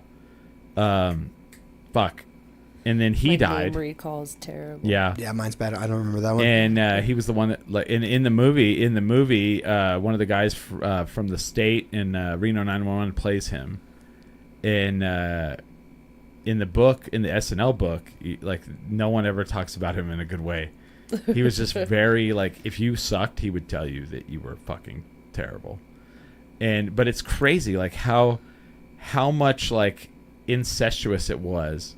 And like they would, you know, it was like most theaters are. And it was like all these people from New York, and then they started bringing in people from Chicago, and then they brought in their friends, and then they brought people in from Toronto, and then they brought their friends, and then they brought people in from LA, and then they brought their friends, and that's how it fucking all works. It's fucking nuts. Yeah, you just gotta. I mean, I look at like Adam Sandler's a perfect example. That, like, if you enjoy the people that you're working with, and you've got a good personal and professional balance with these people, you just want to keep making projects with them. You know? And let's be honest, that's how it is. Yeah. So like, I can see why a lot of things feel like an insider's club, but like having had a micro experience compared to like making these $1 million movies, you feel like you have more freedom to make the weird stuff. Well, and you're gonna land the joke if you feel like you're in an environment where there's that, you throw shit at the wall and see what sticks. But you also like, there's chemistry. Yeah. And there's also like trust. And there's also like okay, we've worked together in a way, and I know that like if I'm on a thing, you're gonna come out, you're gonna perform, and then you know, and vice versa, hopefully. And so therefore, like if I'm going to do a thing and someone hits me up and I'm like, well, what is this? And they're like, well, we're doing this thing, and like la la, and Chelsea's there, and like Chelsea's going to be, I'm like, okay. I am more apt to be like, okay, because I know I'm not going to be out on a cliff by myself trying to be an entertainer. You know, I know you're going to be there, and I trust that, like, and vice versa, that like if I see you out being like, you know, I don't know how to say this, but like you're out there like not doing well. Yeah. I can maybe help, or I can, you know, cheer, or I can, you know, something. You know what I mean? The crowd is super quiet. Yeah. Throw some woos in. Give me some pity woos. Yes. Yeah. Which helps. Yeah, it does. It does. Yeah. Yeah, I definitely think that's one of the nicest things about the community that we have here in town, is that whether you're doing like straight scripted plays, or it's stand-up, or it's improv, or it's drag, like there's so much crossover with the friendships. Insane. And everyone's so ride or die for each other that like it doesn't matter who the regular people buying the tickets are that show up to your shows. Right. Those 3 people that are there that know how you feel right now are going to make sure you're taken care of. Yes. That you said it just better than I did. Way better than I did. They're making sure that you've taken care of. And they know that it, like, first of all, every night's not going to be the best. It's just how it works. You know, that's part of the fun. You don't know where it's going to go wrong, but something's going to go wrong somewhere. The thing you did the last time is not not funny this time for some reason. And it's those crowd's different. Joke's not going to land. Yep. Yeah. And it's those people that are there after that are like, yeah, it's fine, man. You'll get it, you know, and they get it, you know, and that's just how it goes, right? Yeah. I've been cheered. I've been booed. Sorry about that. No. So I come out like in wrestling now, like it's because I'm the announcer. I'm one of the commentators. So I got the wrong cue. Okay. So this has nothing to do with you now, Smiley. So like we went to WWE, and WWE, like before they do Raw, they bring out the announcers and let them walk down, and the crowd either cheers or boos or whatever if they like them. So the owner was like, I think we should do that with you guys, and I was like, yeah, fuck yeah. Did not go like I thought. They bring us out and they boo, and then someone's like, you got fired. Because that was the storyline that happened. I got fired because I had to leave for a little while. So we did a storyline that I got fired. And my problem is like I was ready for the to cheer, and like they didn't cheer. And so this last time I turned, like I got some cheers this last time, but one lady's booing me. So I turned. I was like, you're not gonna cheer me. She goes, no, I'm Charlie 50's friend. So I think what I'm gonna do is I'm gonna come out. I'm gonna have like a suit jacket on, and then I'm gonna pull out a flower for her the next. Like she always sits in the same place, and I'm gonna try to like butter her up, and I think that's fun. The performer in me, if what I really want her to do is grab it and just crush it and throw it, But then I'm not the villain here. I'm not the bad person, So hey, you're trying to mend fences. Yeah, but. That's the fun of it, right? I was taking it personally. I was like, well, wait a minute. No, I need to roll with this. I need to take this the right direction. Yeah. Have fun with it. The sillier the thing is, the more people are going to be like, what are you even doing? What are you even doing? Like, well, it's that all, holds the attention. All, they don't come to see something regular. No. They don't want to see the guy they work with. They want to see something new. First of all, it's all fucking silly. Yeah. It's fucking wrestling. Yeah. See, I feel like being like somebody who's done plays, right? Yeah. Being someone who's done burlesque, right? It trips me out when I talk to people about wrestling. They're like, well, that's different. I'm like, it's not. Oh, I don't think so. The backstage is 100% the same. People are always like... I think of like dancing a lot too. It's a lot of choreography and the storylines that you're having to show with your body and not your dialogue. Correct. So the thing that makes me laugh is people are always like, I wish I could go backstage, and I'm like, nah, you don't want to be back there. You do not want to be back there. It's a different backstage. It's almost the personality you see. Well, I don't know for wrestling, but like in general, the personality on stage is not the person you're going to meet backstage. Right. It's like a play is backstage. You walk back there, two wrestlers, or one's like brushing the other one's hair, like getting his hair ready, and then like cleaning up his uniform or whatever, or two guys that are going to go at it later. They're both like back there, and one's like, well, what if and the other one's like, oh, yeah, or they're going through like their shit, more gentle, and or everyone's like watching, or it's like a play. It's like everyone's like, or like someone's like amping themselves up. You don't want to talk to them because you can tell. Yeah. Don't talk to them right now. They're zoned out. They're like getting in the zone, lighting it up, And for me, when I'm behind that curtain, I can literally just like turn, talk to everybody, and they'll go, and I'll walk over, and I'll hear the music, and I'm literally like flipping them up, and then as soon as it hits, and you pull that curtain, that's like switch, and then I'm like all body language. Okay. I'm all like, I'm pulling like the jacket open to show the shirt, or I turn and it's all body language. Yeah. Because I don't have a microphone. Crowds. So what else can I do than do facial expressions, body language? Because that's it. Yeah. But like you were just saying earlier, like off the air, you're like there was some things you wanted to do as a burlesque performer. Yeah, what is that? I was thinking about it. Like, okay, so I mentioned Drew Frost that I grew up with. When we started doing this Alma show, I was kind of confused. Like, you're just the co-host, like, yeah, because we grew up doing theater together, and I kind of thought like, well, you could do something. It's a variety show, and I kind of jokingly had said one time but he was like pivotal though. Yeah, he's a fun personality. I'm incredibly biased, but like, no, he's great. He's great. And he used to do a lot of magic when we were younger. Okay, and so now I've turned on him. What if you brought back doing the silly magic tricks, but like it was bad magic, like, and it like the tricks were not going well, and I love to make props. I'm a big prop person, and I was saying like I will make it like a thing so he could saw me in half, but I'll make a fake like bottom half so when he splits it's like guts fall out like you really cut me in half. I think it would be hilarious if like the trick just goes super wrong and I just want to play the assistant that is like, oh my god, what happened? And I think it I don't know, like some shock value in there. We could do it for a Halloween thing. I don't know. See, and he said no. No, he said no. What a scumball. But maybe we can Let's fight him on that. Let's fight him. No. Yeah. I see. I dig that. Like there was a guy, I think he's since passed. The Amazing Jonathan. Yes. Yeah. That is. Did you ever see him?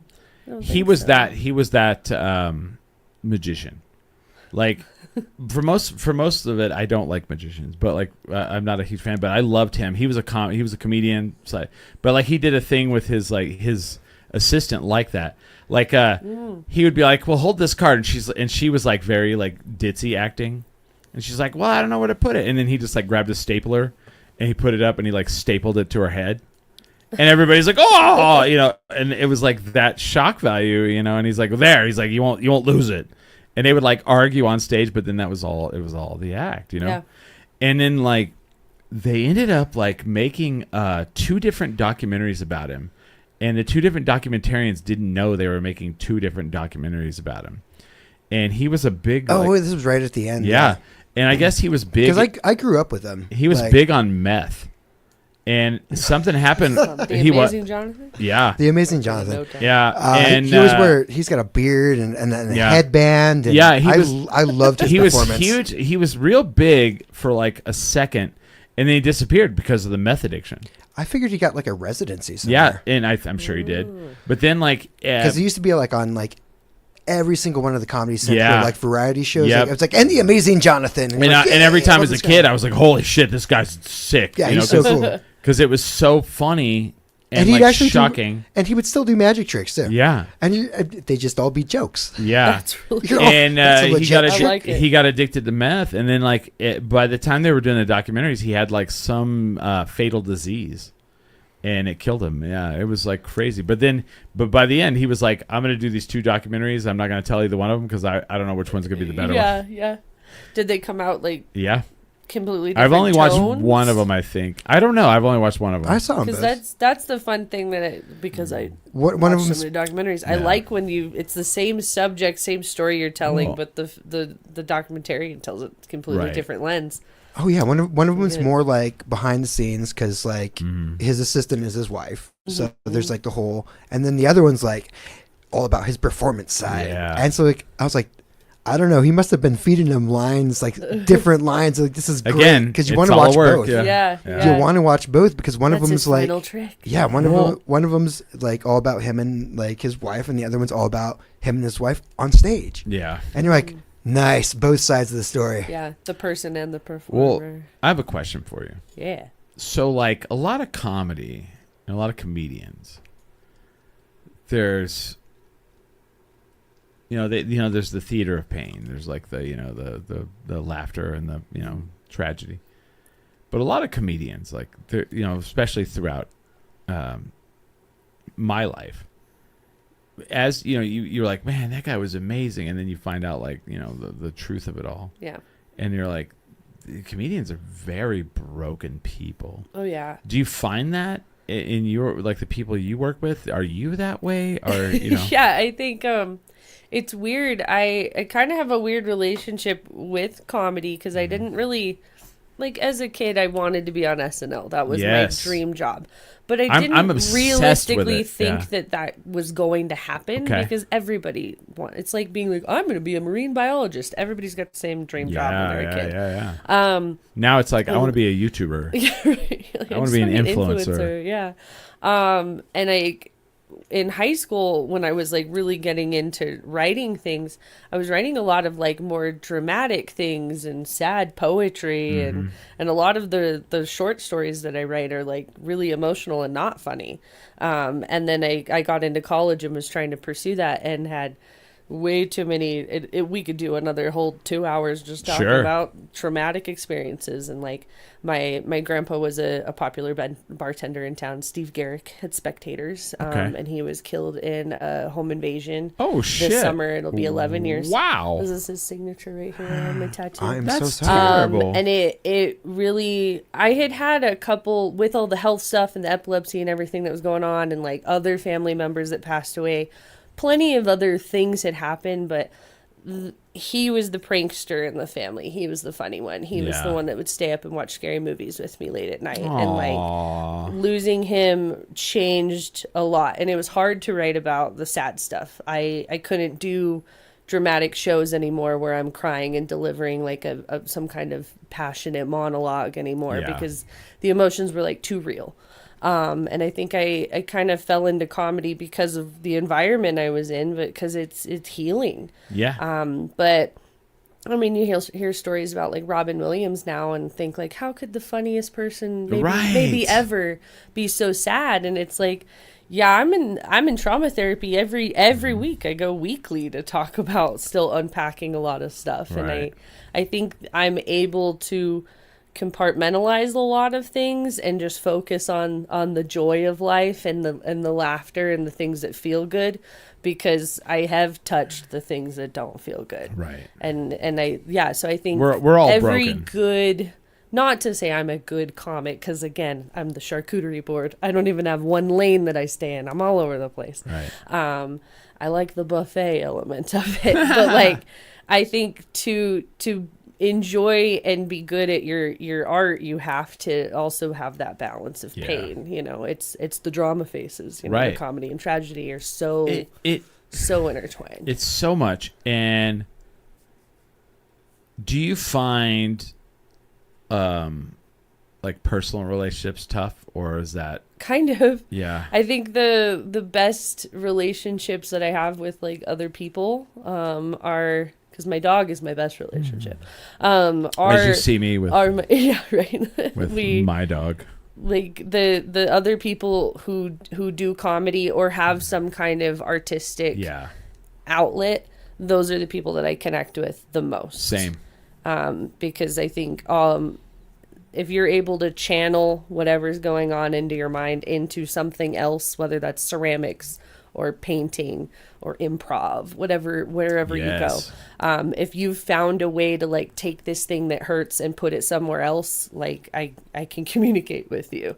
It's the people that don't get outside their little mental box that I'm like, I don't think we have anything to offer you. So like I grew up nice and adjusted. Like, oh, like, okay. Well, anyway, great. That's good for you. Nice button-up shirt. You square nerd. Yes, I used to wear this to raves in the early 2000s. I mean, if it's a good texture, there's literally some. There's a drug stain on this corner. But like, even like the people that like, so who are your like SNL, like who are your favorite people? It's hard because like, I want to say Mike Myers and Dana Carvey are very high up there. Wow, that's a weird one for your age though, but I get it. I blame my parents. I didn't. It's funny to me when I do want to watch like little kid stuff now, because I feel like when I was a kid, like I wanted to watch Jaws. I loved the X-Files was my favorite TV show when I was a kid. My grandma says my first full sentence that I spoke was Fox Mulder and Dana Scully, which I argue is not a sentence. It's just two names. But she says that was the first sentence I ever said. So like I just feel like I was heavily influenced by the hippies that raised me, and so it's back there. Yeah, but then of course there's like Kristen Wiig and Maya Rudolph, like newer. See, mine, hands down, Phil Hartman. Yeah. And and that ended fucking atrocious, right? Yeah. I know. No more seasons. And then I didn't realize it at the time, but when he died, immediately I was like, Norm Macdonald. Norm Macdonald was fucking amazing, man. There's some people you don't realize are important to, because I mean, celebrities pass away all the time. All the time, yeah. I think about like deaths that I've cried over, and like when Heath Ledger died, it like ripped me up, and I don't. There are other actors that I admire so much of their work that have died since then, but I don't know what it was about Heath Ledger that like twisted me. I have weird ones. I have those two. I have Ryan Dunn from Jackass. Yeah, from Jackass, yeah. And then John Denver. It's very weird, but I was big. I love John Denver, but yeah. But like Phil Hartman, if you go back and watch Phil Hartman's stuff, like he's one of the only people that they went to him and they were like, "Hey, we would like for you to come audition for SNL," and he was like, "No thanks, I'm good." He did. That was a good impression. And they were like, "What?" And he was like, "No, I'm good." And they're like, "John Lovitz says you're amazing." He goes, "I'm good though. I'm making lots of money here and I'm doing real well. I don't need it." And then like once he went there, if you listen to if you read the books, when he was there, they all called him the glue.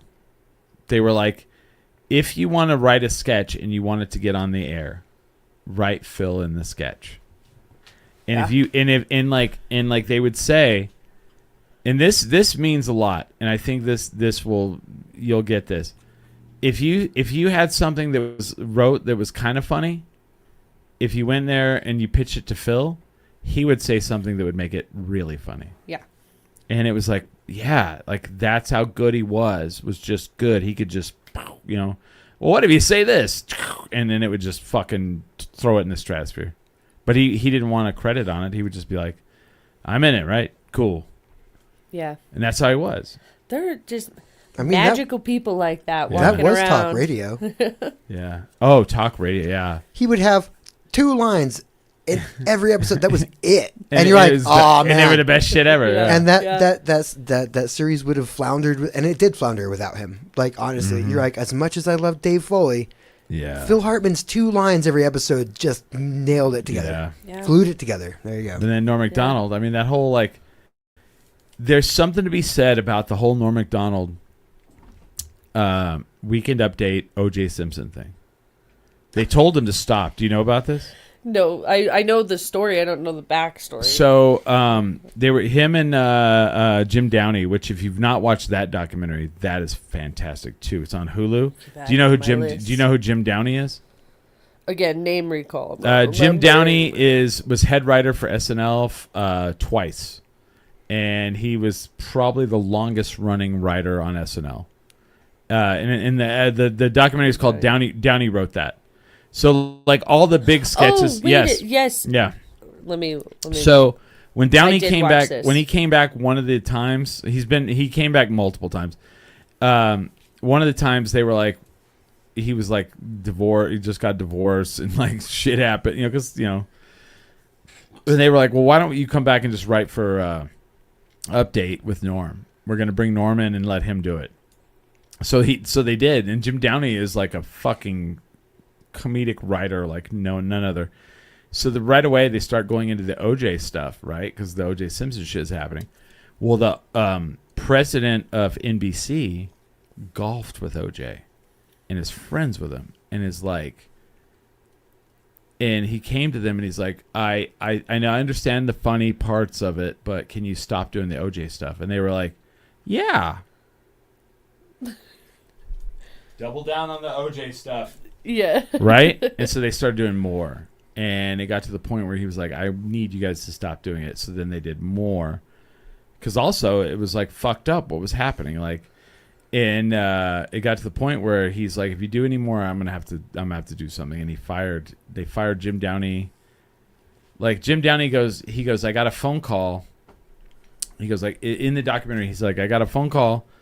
They're like, hey, Chris Farley died, and you and Norm you were fired, and Norm wasn't, but he went with Downey. He was like, I'm not going to let him get fired, and I'm not going without you, you know. But if you watch those jokes, they, like, knowing all that, they are just fucking amazing. Like, you know, when OJ, it's like OJ Simpson said in court today, they brought out a sock, or they brought out a knit cap that they found on the ground at the OJ Simpson scene to present in trial, and OJ had to say, hey, careful with that. That's my lucky stabbing hat. And just those jokes, right? And then the other one was when he got acquitted. The very next SNL, Norm the goes, famous one. Norm goes, well, it's official. Murder is legal in California. That was on the local news, man. And and then when he did the ESPY Awards, he goes, Damon Woodson's here, and he won the Heisman Trophy this year. Man, it's a prestigious award, very hard to win. He's all, and they can never take it away from you. Well, unless you murder your wife and a waiter. Like, holy shit! Like, wow! Like, the thing about Norm is, like, if he went for the joke, whether it killed his career or not. Yeah. Many times, and that made him a legend. I mean, it didn't make him rich, but it made him a legend. Yeah. I mean, that's kind of like that. Wasn't he like a notoriously bad gambler? Oh, degenerate gambler. So I'm like, I'm not surprised he kind of went into his work life as well. All right, Licky. This is a good joke. I'm just gonna do it. So, but I mean, that thrill of it. But Carvey, I got away with saying that. But Carvey and Myers, and it's funny. It was, Who do you watch any of it? Like, you watch it now, still, right? Have you? Yeah. Yeah. I know what I wanted to ask you. Have you watched the James Franco documentary about SNL? Are you sure you're obsessed with SNL? No, I've never heard of that. Are you talking about his college one? Is yes. College film? Yeah, that's like the behind. Yeah, So like that he made while he was in school at NYU. He did a documentary where he got to film. I don't know how you haven't seen this if you're obsessed. They went from Sunday night to Saturday night, and he filmed everything. And it's a John Malkovich episode. It's all black and white. I want to think it's called Saturday. Okay. Saturday Night or something. I think it's called Saturday Night. Yeah. I've never really been the biggest James Franco. No, but but if it's not him in front of the camera, and it was before he was even famous. Yeah, he was famous already, because otherwise they wouldn't have let him do it. But it shows like them in the room, like pitching, the pitch room. It shows like some of the people up late, and they're like working on shit, and it's like, oh fuck, man. To me, it's like where it's at. It's like, fuck. And then there's Jay Moore's Gasping for Airtime, where he talks about why he had to leave SNL. That one's a fucking phenomenal one. Okay. Yeah. I have a lot of the best of DVDs of all the different cast members. That's when I'm watching documentaries, it's usually like a true crime or something about cults or like Earth stuff. Or like, what do you mean by Earth history stuff? And like where continents Pangea kind of nerd stuff. Like I like to just learn something that maybe I'll do trivia someday, and this will be useful. Well, see, the reason why I'm obsessed with shit like that is because I'm trying to figure out why I am the way I am. That's the truth. It's like, why the fuck am I like, what is wrong with me? Yeah. You know? And because, like, you know, life is like certain parts of life are super make super sense to me and I don't find them hard. And then like regular everyday life, everybody's like, I don't know how you don't get that. And I'm like, I don't know why I don't get it either. You know? Well, things can change so quickly. Yeah. Like your life can just blow up. Yeah, and then I'm like, I don't know why. And they're like, you haven't seen the signs? I'm like, no, I was over here doing this other thing that makes 100% of sense to me. I don't know. Yeah. Comedy is a good way to like work that kind of stuff out, though. That like it might have nothing to do with your lived experiences, but it makes you think about something and you start connecting the dots. Mine is more of like, I don't know why I have to chase these things. I don't know why. Do you know why? Yeah. Why you chase the things you do? No, I don't. I don't know what my motivations are. There you go. I really don't. I think something I've really figured out this last year has been a real big transformational year for me. I had an epic breakup. There you go. I'm about to hit a year of that. I've been there. I was in a 12-year relationship. Okay. I was with him through the death of both of his parents, and thought that we were working toward a common goal here. You guys were going to murder a drifter to feel alive. That was the common goal. Yeah. Yes. That we had big goals. He left me for his stepsister. What the? Wait, whoa. Whoa. Exactly. Whoa. Yeah. So. Whoa. Not even like new stepsister. Like she was his stepsister before we even had been together. Wait. Was this 12 years? I treated her like my sister. Was this before the popularity of the stepsister pornography? I'm not sure. Part of, but this is, I'm kind of trying to work on like a stand-up act about this now that like I have issues in my current dating life that like if you're really close with your sister, that's a red flag to me now. So that's my sister, and he's like brushing her hair. He's all like, we're close. We're really close family. I don't feel good about that because I mean, there were lots of things looking back that like something was going on, but why would I ever assume it was his sister? Like, I'm living out the plot of a poorly written porn. But it's been really cool to like not poorly written, just lazy. Yeah, lazy. Come just on. A lazy porn. Just ridiculous. So who you cheating me with? The other person I spend all my time with. Yeah, because I'm lazy. You can't. There's not enough girls in this town. Well, Well, maybe that's the problem. But like for you, he's like, it's fine. I'm just hanging out with whatever her name is. Yeah, and you're like, oh. All right. Yeah, there was a night the week before my birthday last year that he didn't come home, and I was calling, and I called the sister, not the stepsister, because I knew he had been with her, and was like, I can't find him. I'm not gonna say his name because I don't like it anymore. No. I can't find him. Where is he? And she called the stepsister, and then called me back and was like, he's over at her house. He fell asleep on the couch. She's waking him up. And then a few minutes later, he called me and he's on his way home in the middle of the night. And he's like, oh, I'm so sorry. I just passed out when we got home from the bar. And I was like, you're not home from the bar. But I didn't question that because he was at his sister's house. Why? My other question is, how did the real sister feel about that as well? Oh, when everything came out, it was from what I understand, because I've really distanced myself from all of them. It was a big bomb for the family to deal with too. Like, can you imagine? Like, your parents are gone and I get clinging on to your remaining family, but not on that level. That's a little fucked I up. mean, not clinging on, not in. I mean, exactly. Hey.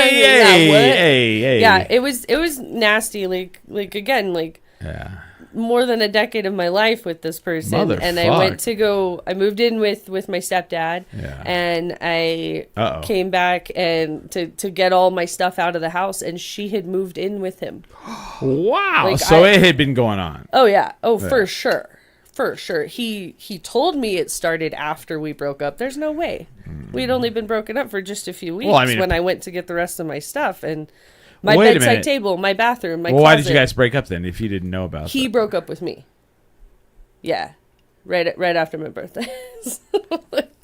Fuck me, man. It was weird. I had a burlesque show on my birthday too, and there's a lot of this sounds so cocky. There's a lot of people who've come up like, you? And I don't know. Like, there's something wrong with me. No. I just thought that in my mind. I went there saying I did the same thing in my mind. I was like, he broke up with you for that. Yeah.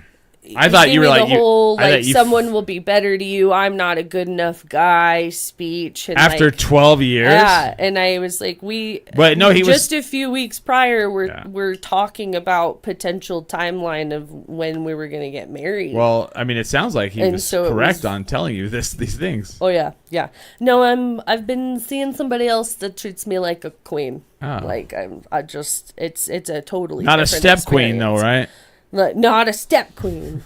I said something about, he had said one time, like, you deserve princess treatment. And I'm kind of a shit and was like, nah, I'm not a princess. And he went, oh, a goddess, I got it. And that's the kind of level of treatment that I'm getting now. Well, that's kind of nice. But also I'm terrified to trust people anymore because no, I got you, yeah. 12 years you think you've got it figured out.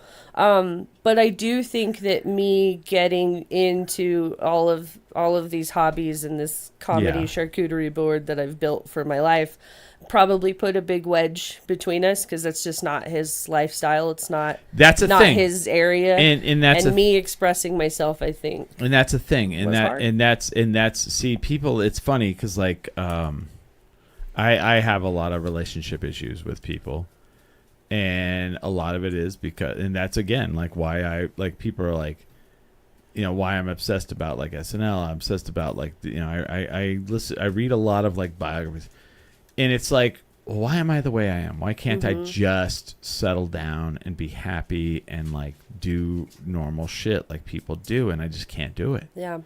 And that fucks a lot of shit up. I'm not a housewife. No. I'm not going to fit into that mold. Well, I'm not people. Right. Like, how dare you even try to? And the big thing is like, they're like, well, I need you to, why are you not home? Why do you have to go do this thing? And I'm like, because I have to. Yeah, like it's part of me. It's what I am. And if you don't like that, then that's not going to work. It's not going to work.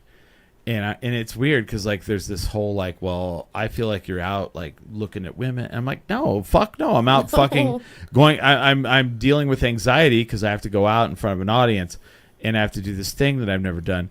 That's what. If you don't understand that, I don't get it. You know, you don't get it. And you know, and then when I'm done, then I need the adulation for about 30 minutes, and then I can go home and then sleep, and I'm good.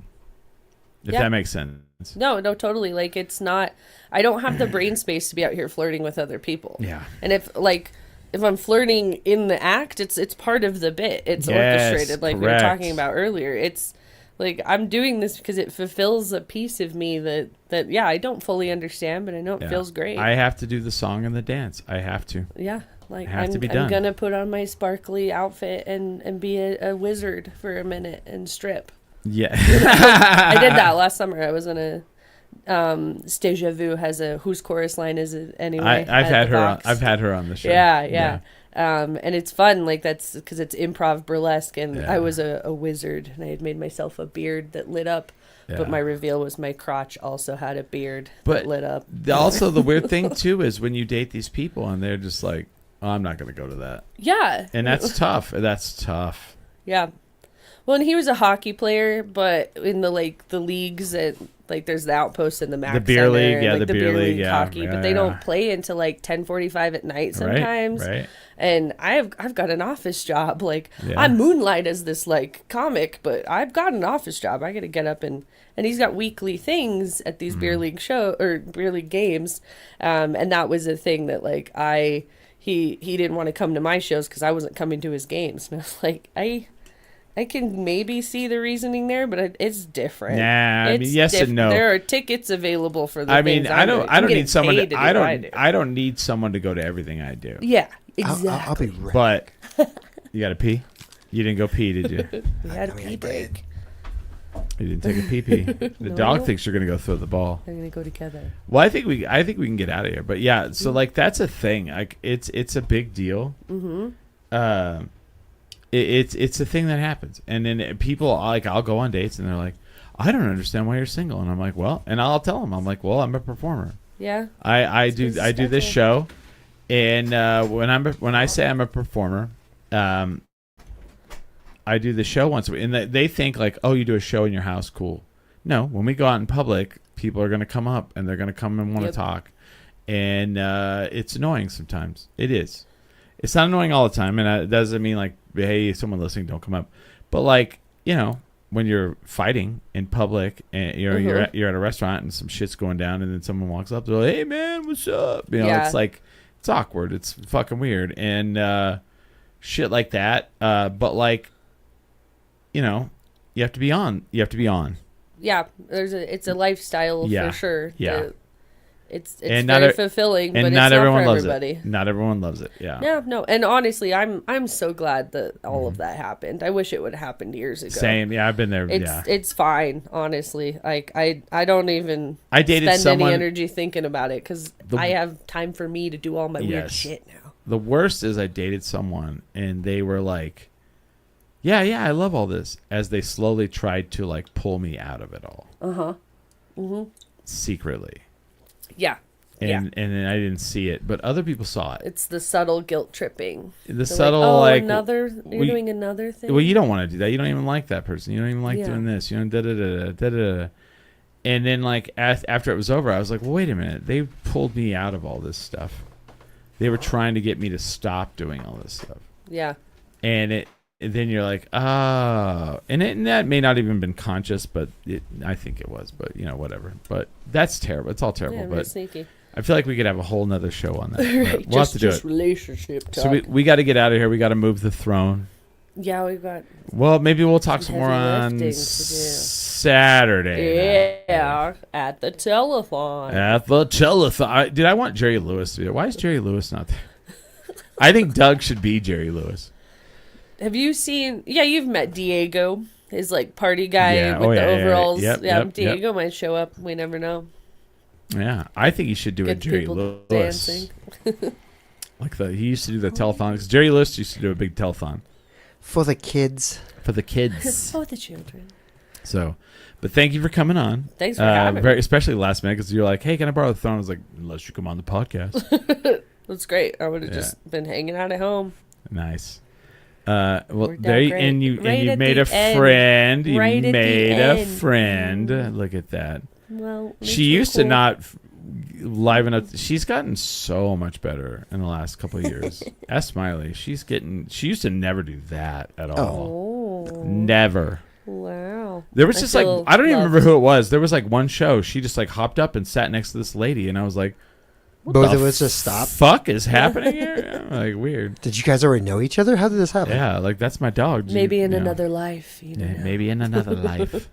We're old friends. But we're gonna get out of here. You've got Saturday night. Yep, telethon. Second gold. What else? Yep, and then follow the Doodles Instagram because we got things coming. Doodles. It's at the Doodles ABQ. Follow their social. All and of then it. Cherry Poppins will be back with some dumb idea pretty soon. All of it. Let me know. Let us know. We'll bring you back on. Great. Right? Great. I would love it. Yeah. Yes. We have El Paso Comic Con coming up. Comic Palooza. Yay. I'm also in May. I forgot to mention this. I'm emceeing Pridezilla. Oh, that's right. That is the 30th. Yeah. You don't have to even be there. Smiley. It's in the calendar. I already did put it on my calendar. Pridezilla, man. Do you like Pride? Do I like Pride? Do you guys support Pride? As a sin, no. As an event, of course. I thought everybody was gay growing up, to be honest. Yeah. I didn't realize that I was like bisexual or pansexual or any of that until I got to college and was like, we didn't all practice on our friends? Is that not normal? So I like it's so funny to hear people's backstories now. Oh my! It just wasn't. No, it wasn't a big deal in my family. College was like cared. College to me, like college. My college experience was wide opening, like eye opening, and then like talking about that in the world of Pride, it was like repressed, you know. But like going from where I grew up to college was like eye opening. Mm-hmm. To go from college to now is like holy shit, it's a whole different world. There's so many things. But there's so many people that still live in that world that Yeah. I grew up in Arkansas. Yeah. Being prideful is something you get hit for. Yeah. Don't do that. Well, openly, yeah. But anyway, we're gonna get out of here. Chelcie Sword at Miss Cherry Poppins on Instagram. Add her on there. Yeah. Add Smiley. He's Papa Smilf, and then message him and say post more. I did look at your Instagram earlier. Yeah. Oh yeah. 2 pictures. Yeah. Who is this guy?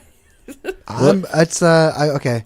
This is what happens. I open up Instagram and I go, I don't know how this works. And I close it. How do you mean that? No, you look at photos and then you go back and you post photos. That's it. Yeah, it's got like a couple icons on there, and I'm like, plus I don't. button. Yeah, and I'm like, I don't know what any of this shit means, Yeah. and I just go back to doing Facebook? whatever I was doing.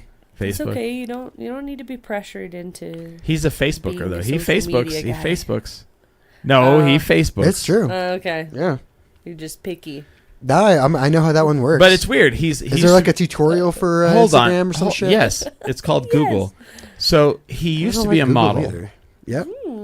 and so he's not. He's vain. He's very vain. So I don't understand why he doesn't like Instagram. Dude, I'd be People doing aren't like a taking photos of throwback me at Thursday the every moment. week. And I never posted pictures of myself. People posted pictures of me. Yeah. And then I needed a place for them to link it to, so that's why I had Facebook. Okay. Fair enough.